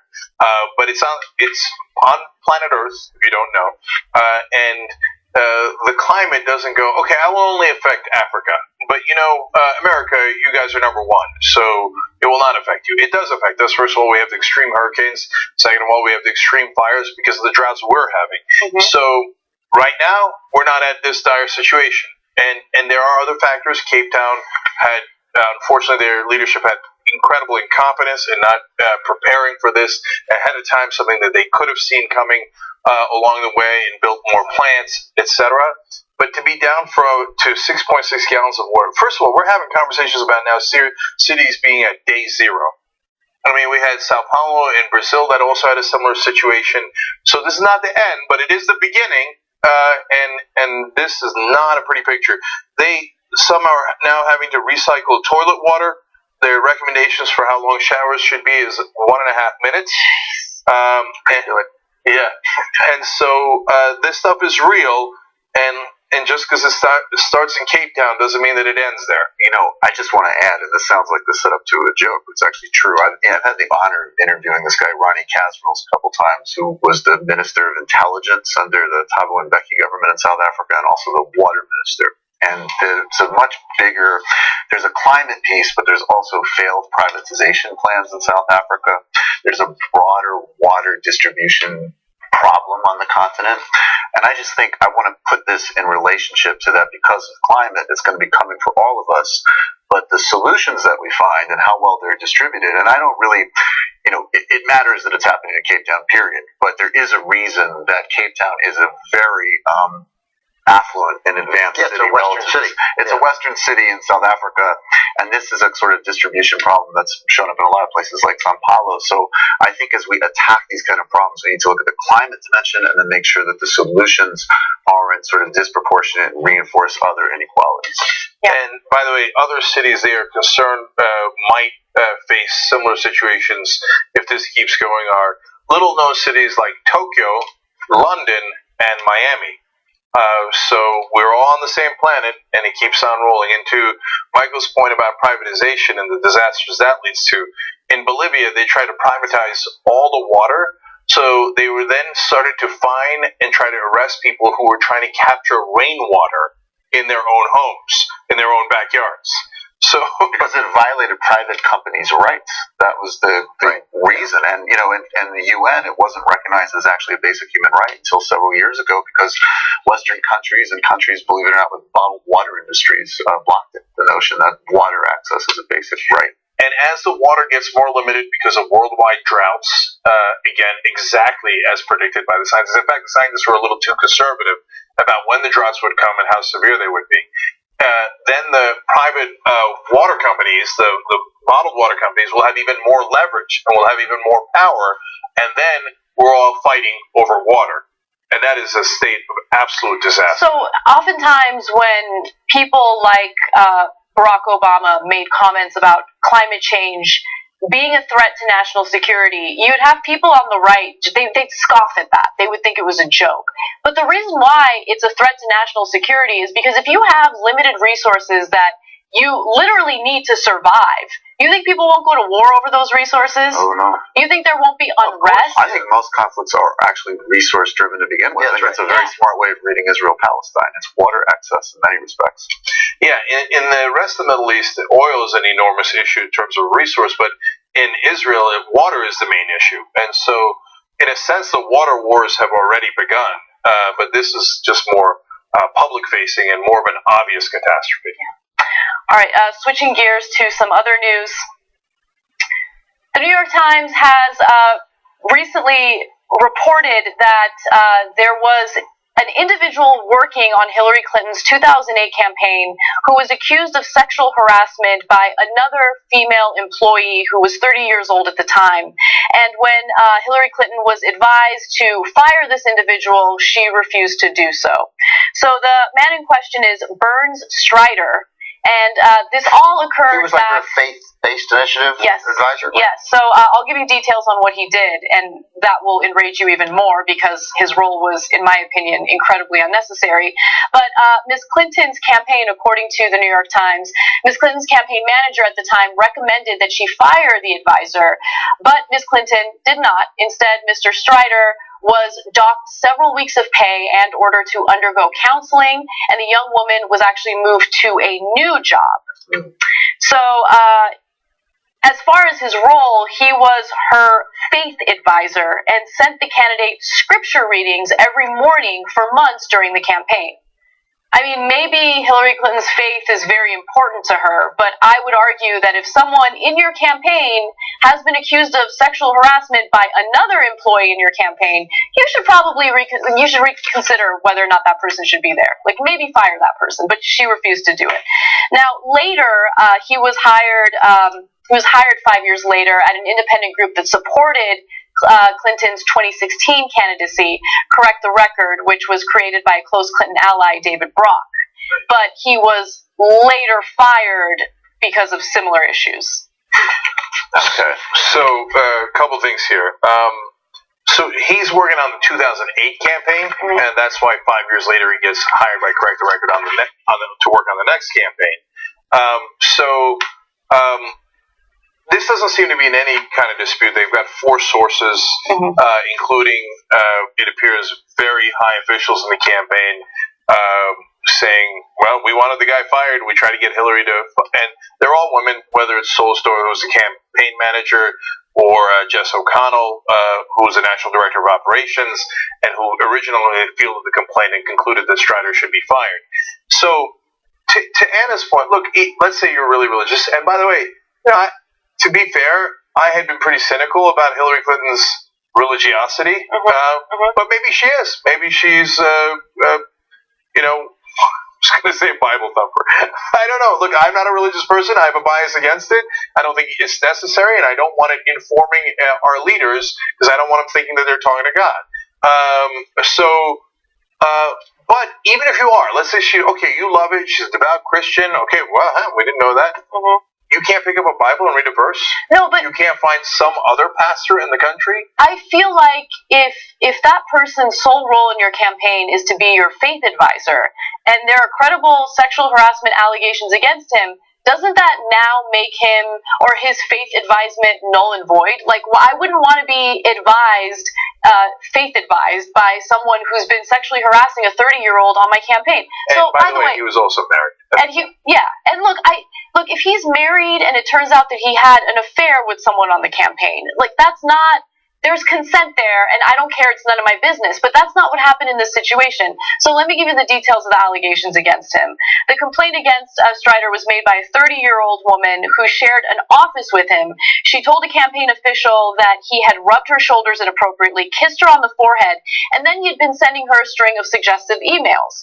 And so through this investigation, she shared those emails to prove it, which is why Hillary Clinton was advised and urged to fire him, and she refused to do it. I just don't understand. And then, the 2016 campaign has the audacity to start judging women for not voting for Hillary Clinton if they're supportive of Bernie. Like, forgot about that. So that kind of stuff, I mean, it just... Special place in hell for women who don't fire sexual harassers? People who support... That's what Madeleine Albright said. No, it's like, no, she didn't. Yeah. I don't know. This was a different time. They did punish him. He got docked pay. He had to take, sensitivity courses or undergo counseling. And they didn't demote her. They moved her to another job. So, I mean, I think if it happened today, he'd get fired. There's obviously cultural changes, and I think it's interesting that, just to be fair to them, or not fair, but there's a weird tension at the heart of the whole Clinton operation between, like, this, powerful couple, and you're forwarding a woman who, regardless of, it's no secret what I think of her politics, but she's obviously very formidable and wanted to take a shot at the top and was a big part of Bill Clinton's success. And then on the other hand, there was running a lot of interference that, like, even in the most benign scenario, there was weird stuff going on with Bill Clinton. There's all sorts of weird gender dynamics, and I think that this speaks to that. And I mean, look, if this was in a campaign, I would run with it and try to crucify her on it because I want to win. Now it's like, it's sad and it's embarrassing and it's fine to bring up her hypocrisy, but, like, say la vie, Hillary Clinton. Just don't write another stupid book. I just don't want to hear her talk about how she's this victim of sexism and all these terrible men who have done all these terrible things to her and said all these terrible things to her. And her campaign slogan was, "I'm with her. I'm with her." Well, were you with her when it came to a 30-year-old woman who worked on your 2008 campaign? But Anna, it's literally with her. I got it. Like, there's a narcissism to it, right? I mean, I don't know. This feels like a stretch to me. Not that, again, that story shouldn't be covered, but I mean, they did believe her. It's just that they didn't take the firing action. They punished him in a different way and didn't fire. They didn't not. So let me share. She asked not to work with the guy. Let's take Hillary out of it. Let's take Hillary out of it because for me, no, I have to jump in with this because I think that there's a blind spot because of gender issues here. And look, if I'm working at TYT, all right, let's put it in our context. I'm working at TYT. There's a male employee here who is sending me these emails, making me uncomfortable, harassing me. I go to my superiors.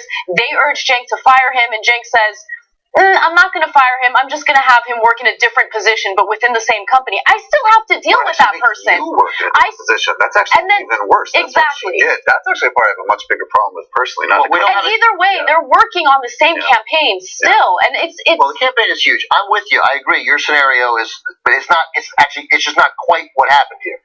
That she asked not to have any more interaction with him, and she didn't. And it's a huge campaign. There's a zillion places to put people. They did. They should have fired him. But in 2008, they didn't do that. There's a lot of places to spread racist rumors about Barack Obama. Okay. That's right. That's right. Yeah. But okay. So let me look again. As with almost everyone here, I don't have any love for Hillary Clinton, and I wish they hadn't chosen her as a candidate. I can go on forever.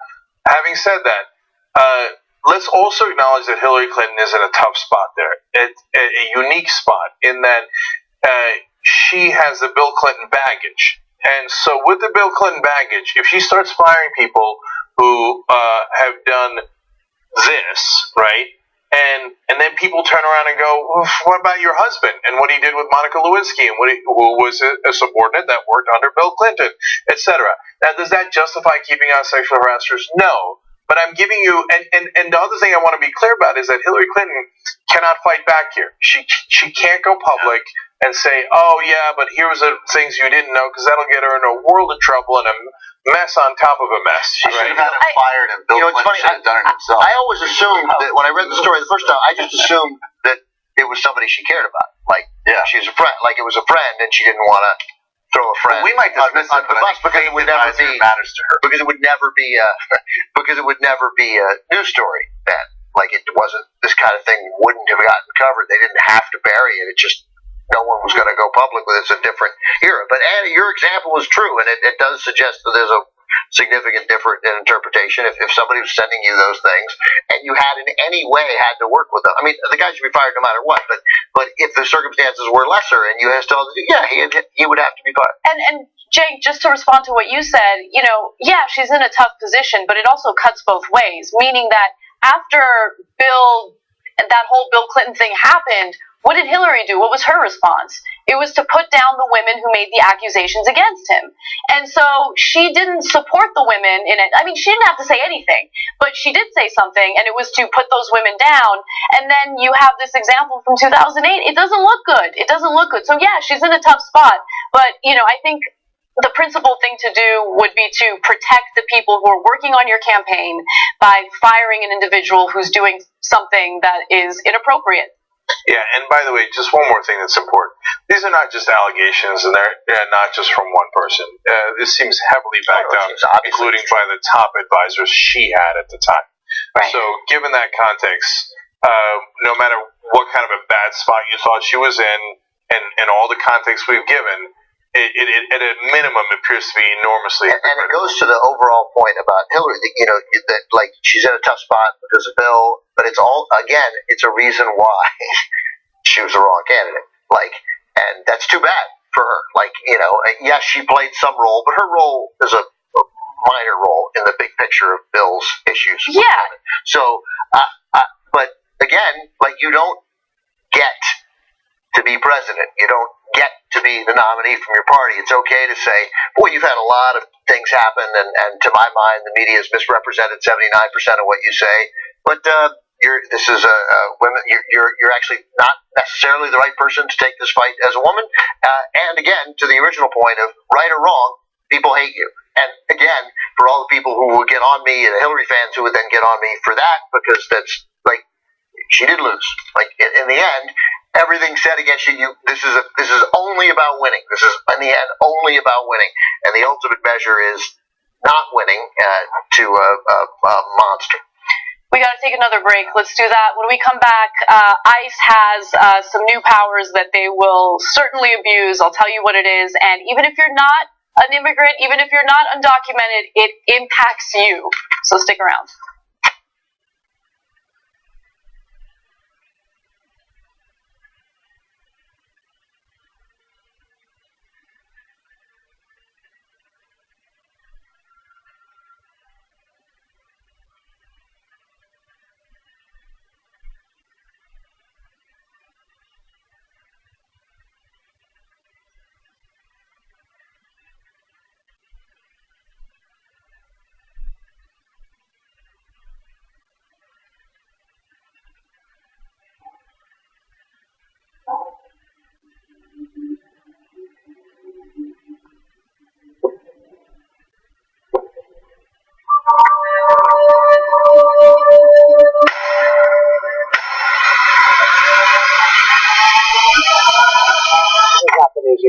I started off in Brooklyn. My father gave me a small loan of $1 million. All my life, I was told no.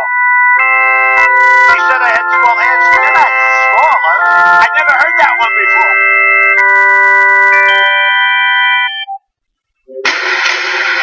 Look, we're doing interviews over there at youtube.com/TYT interviews, and we've done some amazing ones recently. So now, of course, you know the person most widely considered to be the most progressive senator is Bernie Sanders. Why not back him during the 2016 primaries? Why be a Democrat at all? And we're in the time where you cannot, in good conscience, sit on the sidelines of history in 2017. I know what you're thinking. I love how you do something with your lips when you play the sound clips. Oh, really? Yeah. Look at his. Adam is a woman. No, you're closing your mouth. Usually I'll be like, and I'm like, is he like lip syncing it? I don't know. I never noticed it until you said it. It's a funny habit.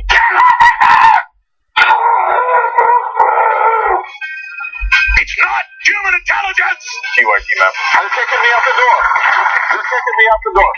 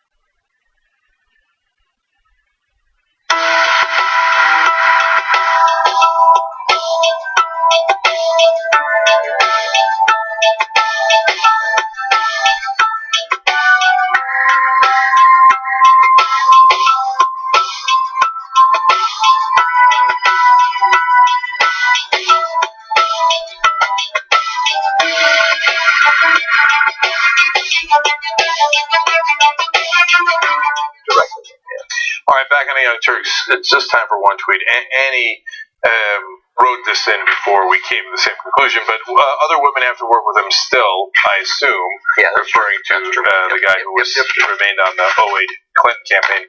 For someone who has zero tolerance on sexism, according to herself, it is hypocritical.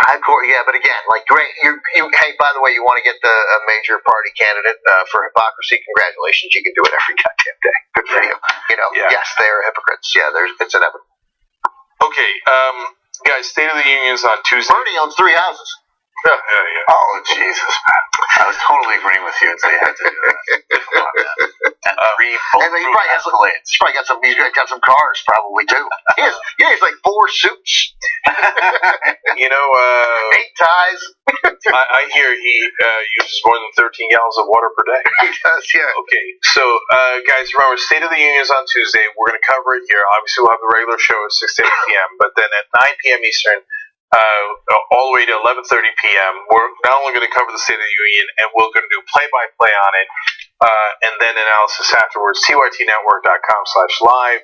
And then if you want to attend the TYT party/rally on February 15th, normal tickets are just $10.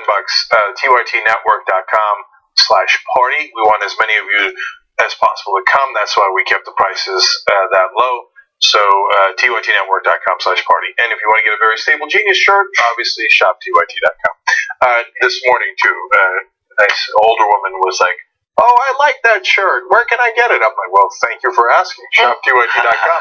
She was like, "What?" I don't know what any of those words mean. I was looking for a store. I don't understand, young man. No, thank you.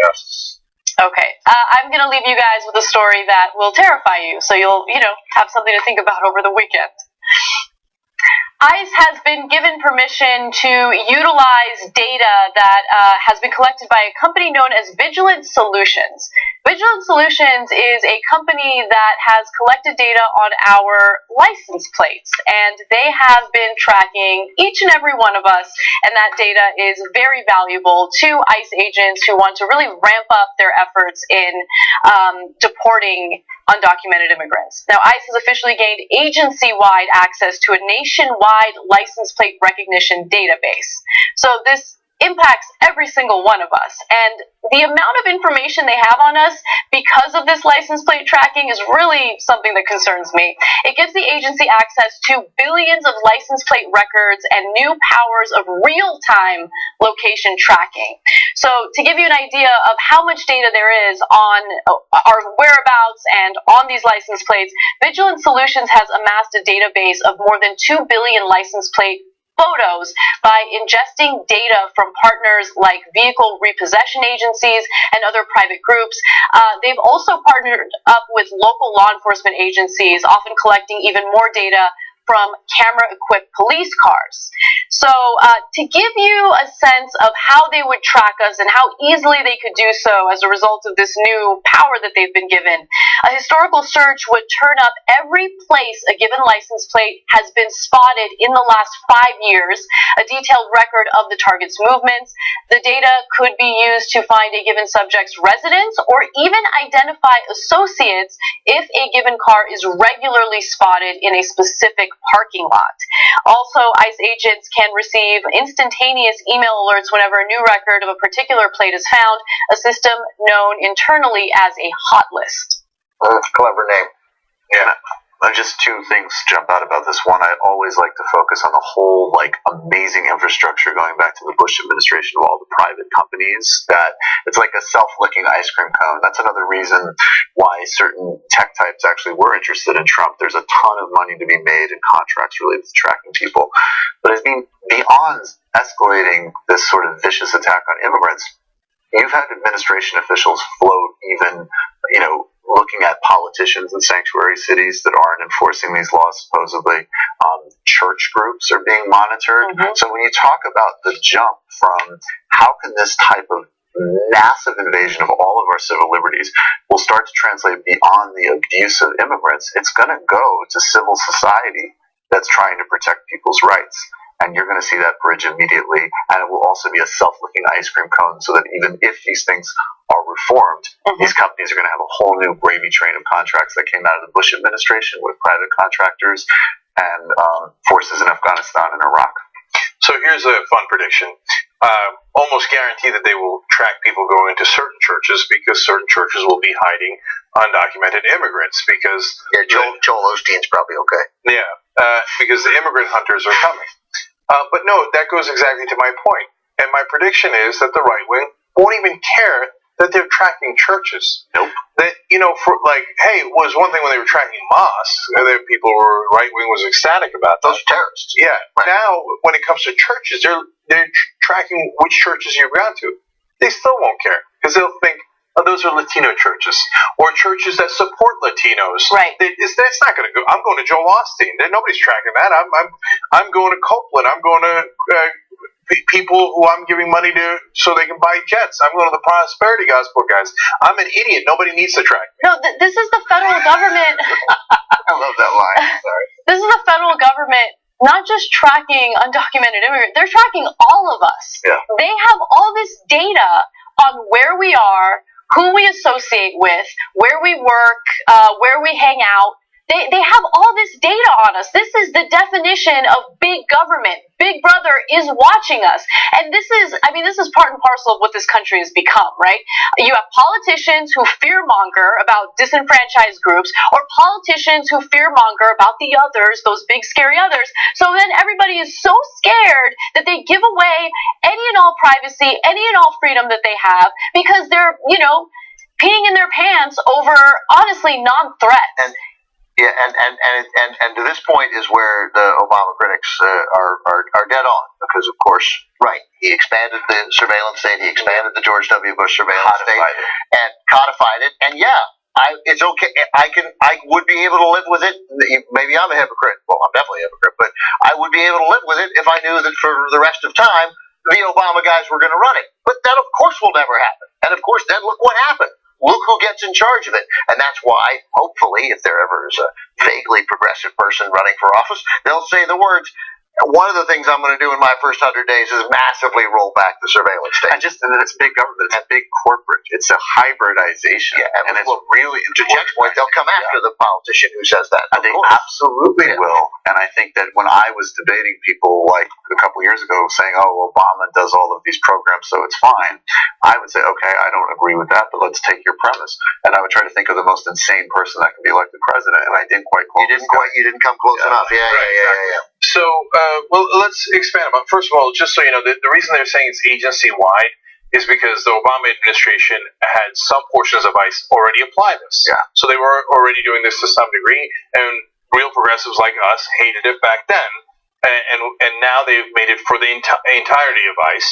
And by the way, Obama thought about making it for the entirety of ICE, but he got a ton of pushback. Mm-hmm. So he's like, okay, some parts will do it. Value of who you have at the table. Like, it turns out, of course, that matters. But again, we're not gonna have 48 straight years of responsible people at least getting a seat at the table. Value if we can push. And this is the main warning we had when Obama was doing all this stuff. Don't open the door. You don't know who comes next. But he kept opening one door after another after another. That was a terrible idea, and including invasions of privacy, drone strikes, etc. So now, to the Republicans and right wing out there, you don't want them tracking your guns. Mm-hmm. You go nuts over that. By the way, if they're tracking your cars, that means they know where your residence is. That means they know where your guns are. Sometimes you have your guns in your car. They know where they are. Apparently, you don't care about yourself or your family, so I'm trying to get you to care about the one thing you care about, guns, so they could also track your guns this way, in a sense. And then, what happened to the lunatic right wing, which is a significant percentage of the right wing? You thought there was going to be FEMA camps under Obama. And, oh my God, they're going to put us in FEMA camps. So let's now reverse the argument we've been making. You think Trump is a benign dictator, president. And so you think, no, him spying on all of us, not just the immigrants, they're collecting all of our license plates, right? And they know which parking lot you're going to. Think about the parking lots. What about we have our next Muslim president? Right. No, that's where I'm going with this. Think about the parking lots you've been in. Right-wing guys, think about the places that you have gone to. So what happens when a progressive president comes in and you and your lunatic mind think that they're going to set up FEMA camps? Right. They will have all of your information, right? Then they could use it against you. And also, who's to say that someone, who works in the federal government, who works for ICE, doesn't have some sort of issue or vendetta against an individual, and they can, track that individual? With NSA spying people. That's exactly right. Yeah, they follow girls. They like ex-girlfriends. That's how low it got. I know we're out of time. I can't, as always, I say this every time, but I can't let one of these stories go by. The immigration and customs enforcement people, they do not get to have a cool name. It makes them feel badass. But I'm serious. That's why part of the reason we let this go is because, hey man, ICE, they're out there, they're protecting us because they're cool and they have it on their jackets. It's a police agency, man, and they're and they are engaging. As they get more and more power, they become more and more legitimate. All right. Bye-bye.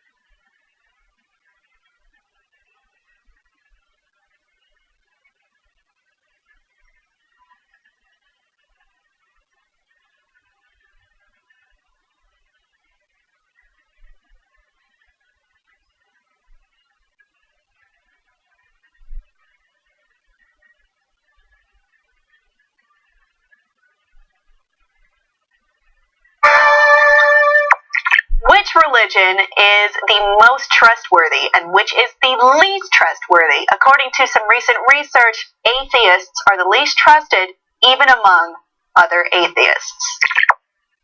So this study was surveyed more than 3,000 people in 13 countries, including nations with Buddhist, Christian, Hindu, Muslim, and non-religious majorities.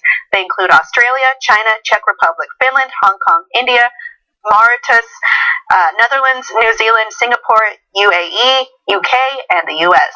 And Mauritius? I think. I'm sorry.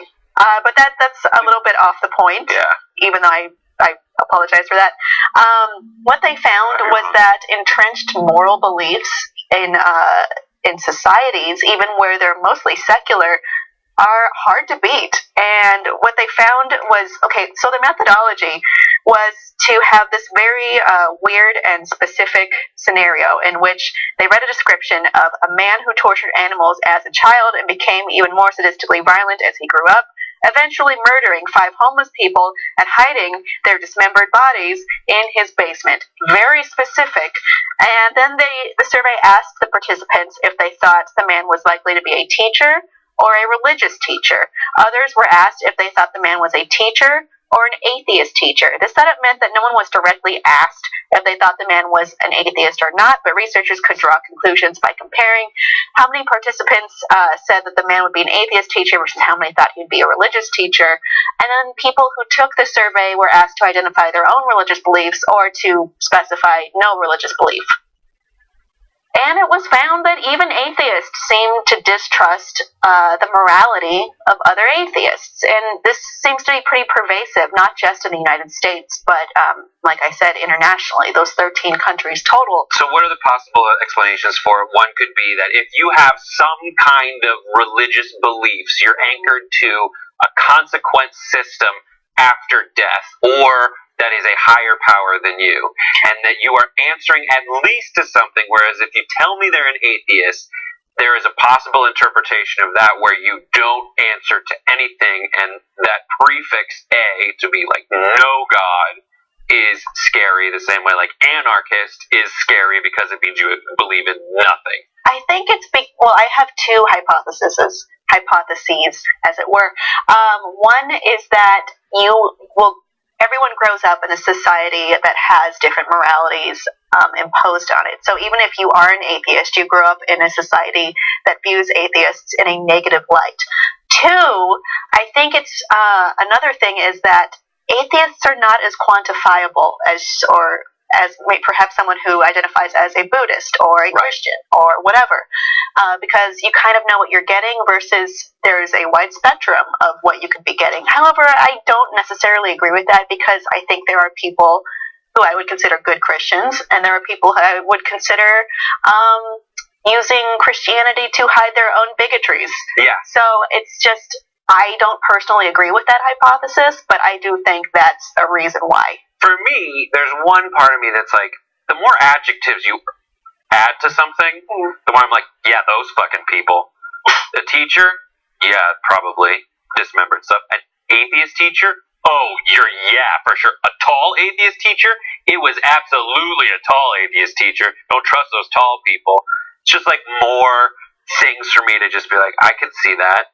And one thing is like, you have two separate distinguishing factors. I think it's a well-crafted experiment. I don't see anything like intrinsically wrong with it, but I mean, it's a big sample size. yeah, it's good. I get it. It's an interesting thing to think about, but afterwards, once the same people read this headline, they'd probably be like, oh, that seems unfair. Well, it didn't surprise many scholars in the field, particular Joseph Baker, author of American Secularism and professor at East Tennessee State University Sociology Department. I am having trouble today. He says, an anti-atheist bias is really common and really well established in the United States. He also went on to say that atheists used to be the most disliked among a number of unpopular groups, but they are now tied at the top with Muslims, according to Joseph Baker. We also have Louise Anthony, a philosophy professor at UMass Amherst, who's written about atheism and morality. She found that the study results were not surprising at all, saying, I could predict it just from what I know about the stereotypes that people hold of atheists. So I think there's so many factors leading up to this, but the conclusion is there is an anti-atheist bias, even with people who personally identify as atheists. I get it. It seems like it has more extreme connotations historically. I think, but I don't know. I get it. I think it's just hard to shake off old societal norms, even if you don't personally, objectively believe in them. Just the way you're raised, it will impart different biases on you. It doesn't necessarily need to be religious. It could be so many things, like you said, a tall guy, a teacher. I knew a tall guy who was terrible. So even a religious teacher. I mean, I think of people like, it's those religious people who are a little too fundamentalist for me, one way or another. I read that stuff about the Catholic Church molesting kids. But it seems like they've controlled for that, and they're like, generally a religious person you would trust more, because religion is like God-fearing type stuff. Yeah. And so it keeps you in check. Because they feel like, they're scared, they won't do it. Yeah. But these people aren't scared, so ergo they're less moral, right. Which doesn't necessarily check out, but I think that may be a mental path. Especially given like how many people have killed in the name of their God. Well, yeah, I mean, like I said, religion is often used to cloak other hateful, violent biases themselves. I think what this shows is that people who are not defined by religion still have a long way to go to be considered on equal footing with people who do identify religion. I mean, Jake has definitely had this talk on the main show about whether or not he believed Obama was actually very religious. It may not be the right climate for it. Now, audience, what do you think atheists need to do in order to be thought of on a fair footing as people who are religious? Please let us know below, and please like and subscribe for more. Can you actually learn things in your sleep? Well, those tapes from the past that offered to help you with relationships or stop smoking are still a load of BS, but it still might actually be possible to learn something. So Hypnopedia is the idea that you could listen to a tape or a recording in your sleep, and it would be able to demonstrably affect your life. Like on The Simpsons, Homer was supposed to be listening to something to help him lose weight. He accidentally listened to the Build Your Vocabulary. He gained a lot of weight, but he also got a good vocabulary. That wouldn't have actually worked. That's sadly a debunked theory, along with... Yes, trust The Simpsons, except they did fire Alf Clausen, which was not cool. It's on board with brain training games or power posing as things that seem like they could work, but were since debunked. However, a recent study found that there is a possibility of learning something in your sleep. For this study, the authors recruited 20 volunteers with no history of any sleep disorders and played white noise as they slept. Sprinkled throughout the white noise were a series of split-second acoustic patterns, each one so quick it was nearly undetectable by anyone. Later, after the participants woke, the researchers played the same recordings and instructed the subjects to pick the sequences out of the white noise, and they did, successfully at a rate better than anyone who just randomly guesses. So this is interesting because it's a difference in the complexity of information being presented and being able to be learned. So when they say white noise, do they mean like static or more like Nirvana, Steely Dan? It was Taylor Swift. No, Taylor it was Swift. 100% just like just plain noise. Got it. Okay. Like I use it in the office to block out everyone talking. Do you really? Is that what you do to listen? That's what I'm doing. You're not even listening to like Groove Salad Radio? 100% white noise because it's loud as hell. And I just want to blank out and experience the nothingness. Good for you. Yeah. That's how I feel a lot, too. I'm going to try that. It's compelling. It's just to block out the noise. But in this particular one, sleepers could neither focus on what they were hearing nor make the explicit connections. But that would mean, like, being explicitly told through a nocturnal learning tape, like, you will learn to treat others well in relationships. That's not going to work. Right. That's too complex of information. You're not going to absorb it. Though some things are absorbable, including the sequences of acoustic noises released in this pattern that were almost imperceptible to anyone else listening. So you can learn something. We're just at the beginning of understanding how to do this. And there are a lot of swirling theories about like your mind working on problems as you sleep. Mm-hmm. So maybe you'll dream a solution, or if they tell you, this is where it gets to seem like bunkum, but if you think about a problem and that you are going to solve it by the time you wake up, they tell you that it would be better. That now, as I say it out loud, I feel ridiculous, but well, I do think that you can understand from this that your brain is doing something. It's learning or absorbing information in a way that we might not necessarily be able to understand just yet.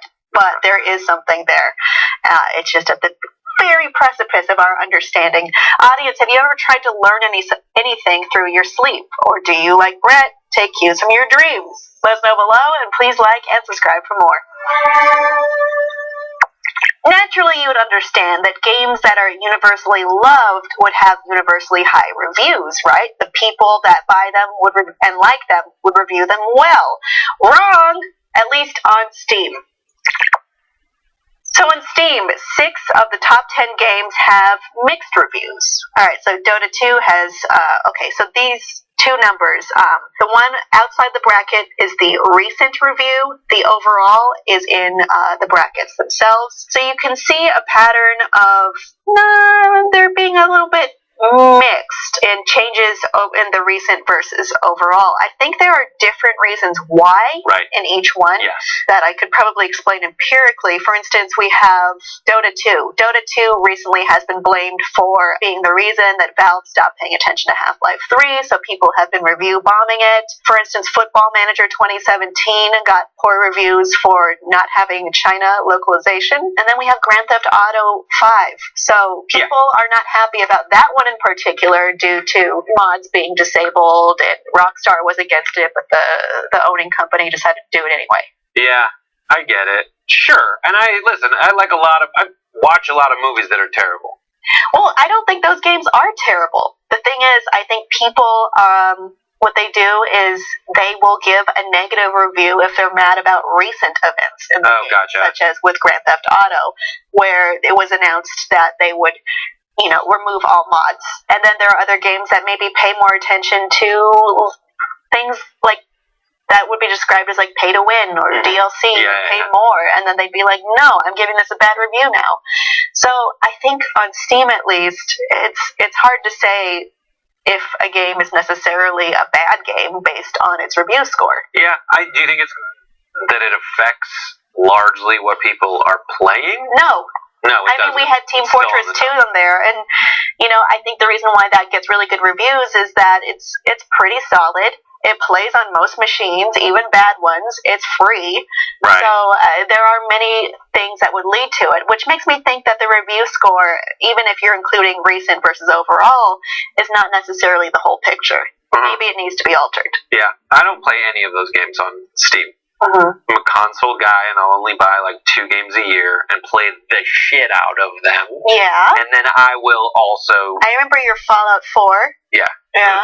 That is sad. I'm about to do it again. That's a new Destiny. Anyways, but I don't know. I'm scared. I don't want to do it. But I only use Steam to play old games that are discontinued literally everywhere else. So I went through my Monkey Island. I mean, phase. that's one way to do it, but the reviews are a place that people really look to find what they should buy next. I mean, it's sometimes you walk in not really knowing what you want, but you know, like, oh, maybe I want a shooter, maybe I want a survival game. I don't know which one looks good. Maybe I'll get PlayerUnknown Battlegrounds. And then it would have reviews that reflect things that maybe are less consequential or more recent, or maybe regarding a feature that you don't even care about personally.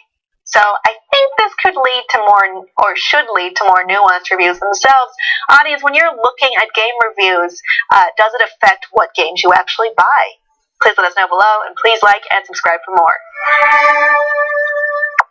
There's been a trend in premium handsets recently that we are seeing something change quite a bit, and that is the total elimination of the headphone jack. Why are they doing this? I think they should stop. Why? Well, I mean, it's something that was introduced 2 years ago. No one really said they wanted it, but it continues to happen in the iPhone 7, Essential phone, Xiaomi's Mi 6. Other phones, other brand new premium phones still have them, and it's interesting to see that this is happening as a phenomenon. I would argue against it personally because I have so many different accessories in my life that would be not useful anymore. And of course there's a dongle, but you have the risk of losing the dongle or it's just in the way and it's not convenient at all.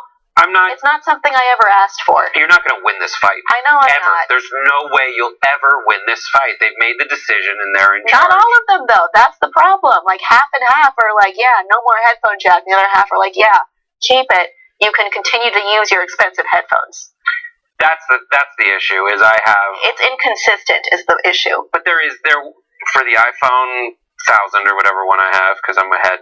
The iPhone 7 that I have, you can have the dongle. It's an adapter. You leave it on the end of whatever that thing you need to plug in most is, and you use it then. But that said, I think in the future, those expensive headphones will be Bluetooth enabled, and that's happening now. And if they made this decision to move on, I think any move away from a wire is something that will catch on. It's not necessarily. You could still use the 3.5 jack and have a wireless headset. But I think where they're going to is just a 3.5 jack. What are you talking about? So you have that and a wireless headset? Yeah. How? Wait. Bluetooth, right? But still, it's they're going to cut off that option of. I like having both options as opposed to just one option or that option that they wanted me to have versus Bluetooth. Right, now I understand, but Bluetooth will kill your battery. Like I don't want it all the time. I'm sorry. Yeah, but their argument is it takes up space inside this machine, and as a result, we want to maximize space, make it lighter to hold. That's what they've said, and incidentally, if we make a new thing that will, for those who want to plug stuff in for cheaper, we will generate a whole new economy out of it, and you will buy new things. Basically, I mean, the problem for me is that it's so inconsistent. I mean, I understand moves that propel technology forward, like when you get rid of the floppy disk, drive, and we get rid of different things that are no longer useful.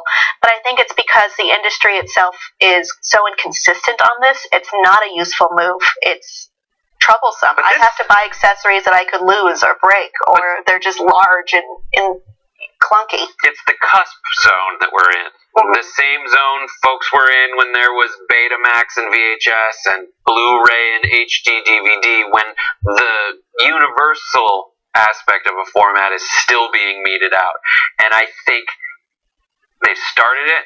There will be a time, which is now for the next few years, when folks are like, maybe we will, maybe we won't. But eventually, I just see a more wireless world winning out. I don't disagree with wireless, but I mean a USB-C versus a 3.5 millimeter jack for my headphones. Right, but we've eliminated a extra wire coming out of your phone, so you can't I have want two. that option. Dude, I totally want that. I know there's the I don't have bifurcated that much dongle. battery forever. You know, I have wireless headphones, but man, do they drain my battery. Yeah, it sucks. But the battery technology will continue to get better, and the Bluetooth technology will continue to get better, and it looks cleaner if there's not something sticking out My the butt of point your phone. is, I do not believe USB-C headphones are propelling the technology forward at all. Right. If it did, I would be for it.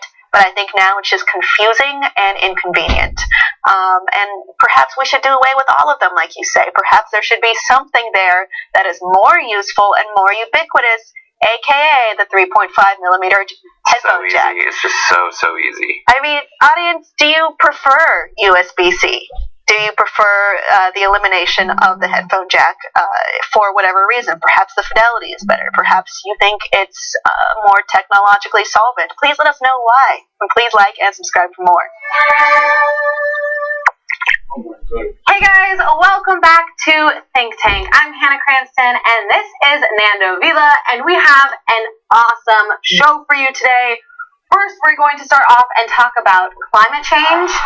Then we're going to talk about porn. Fun. And then clowns. So I think it's pretty well rounded. What more could you ask for? I don't think much more. I really think that's what all discussions should center around. But let's hop Sounds like right my in. first date. Let's hop right in and start with climate change, because this is very serious right now. In the wake of Hurricane Irma and Hurricane Harvey, there's been a lot of discussion about how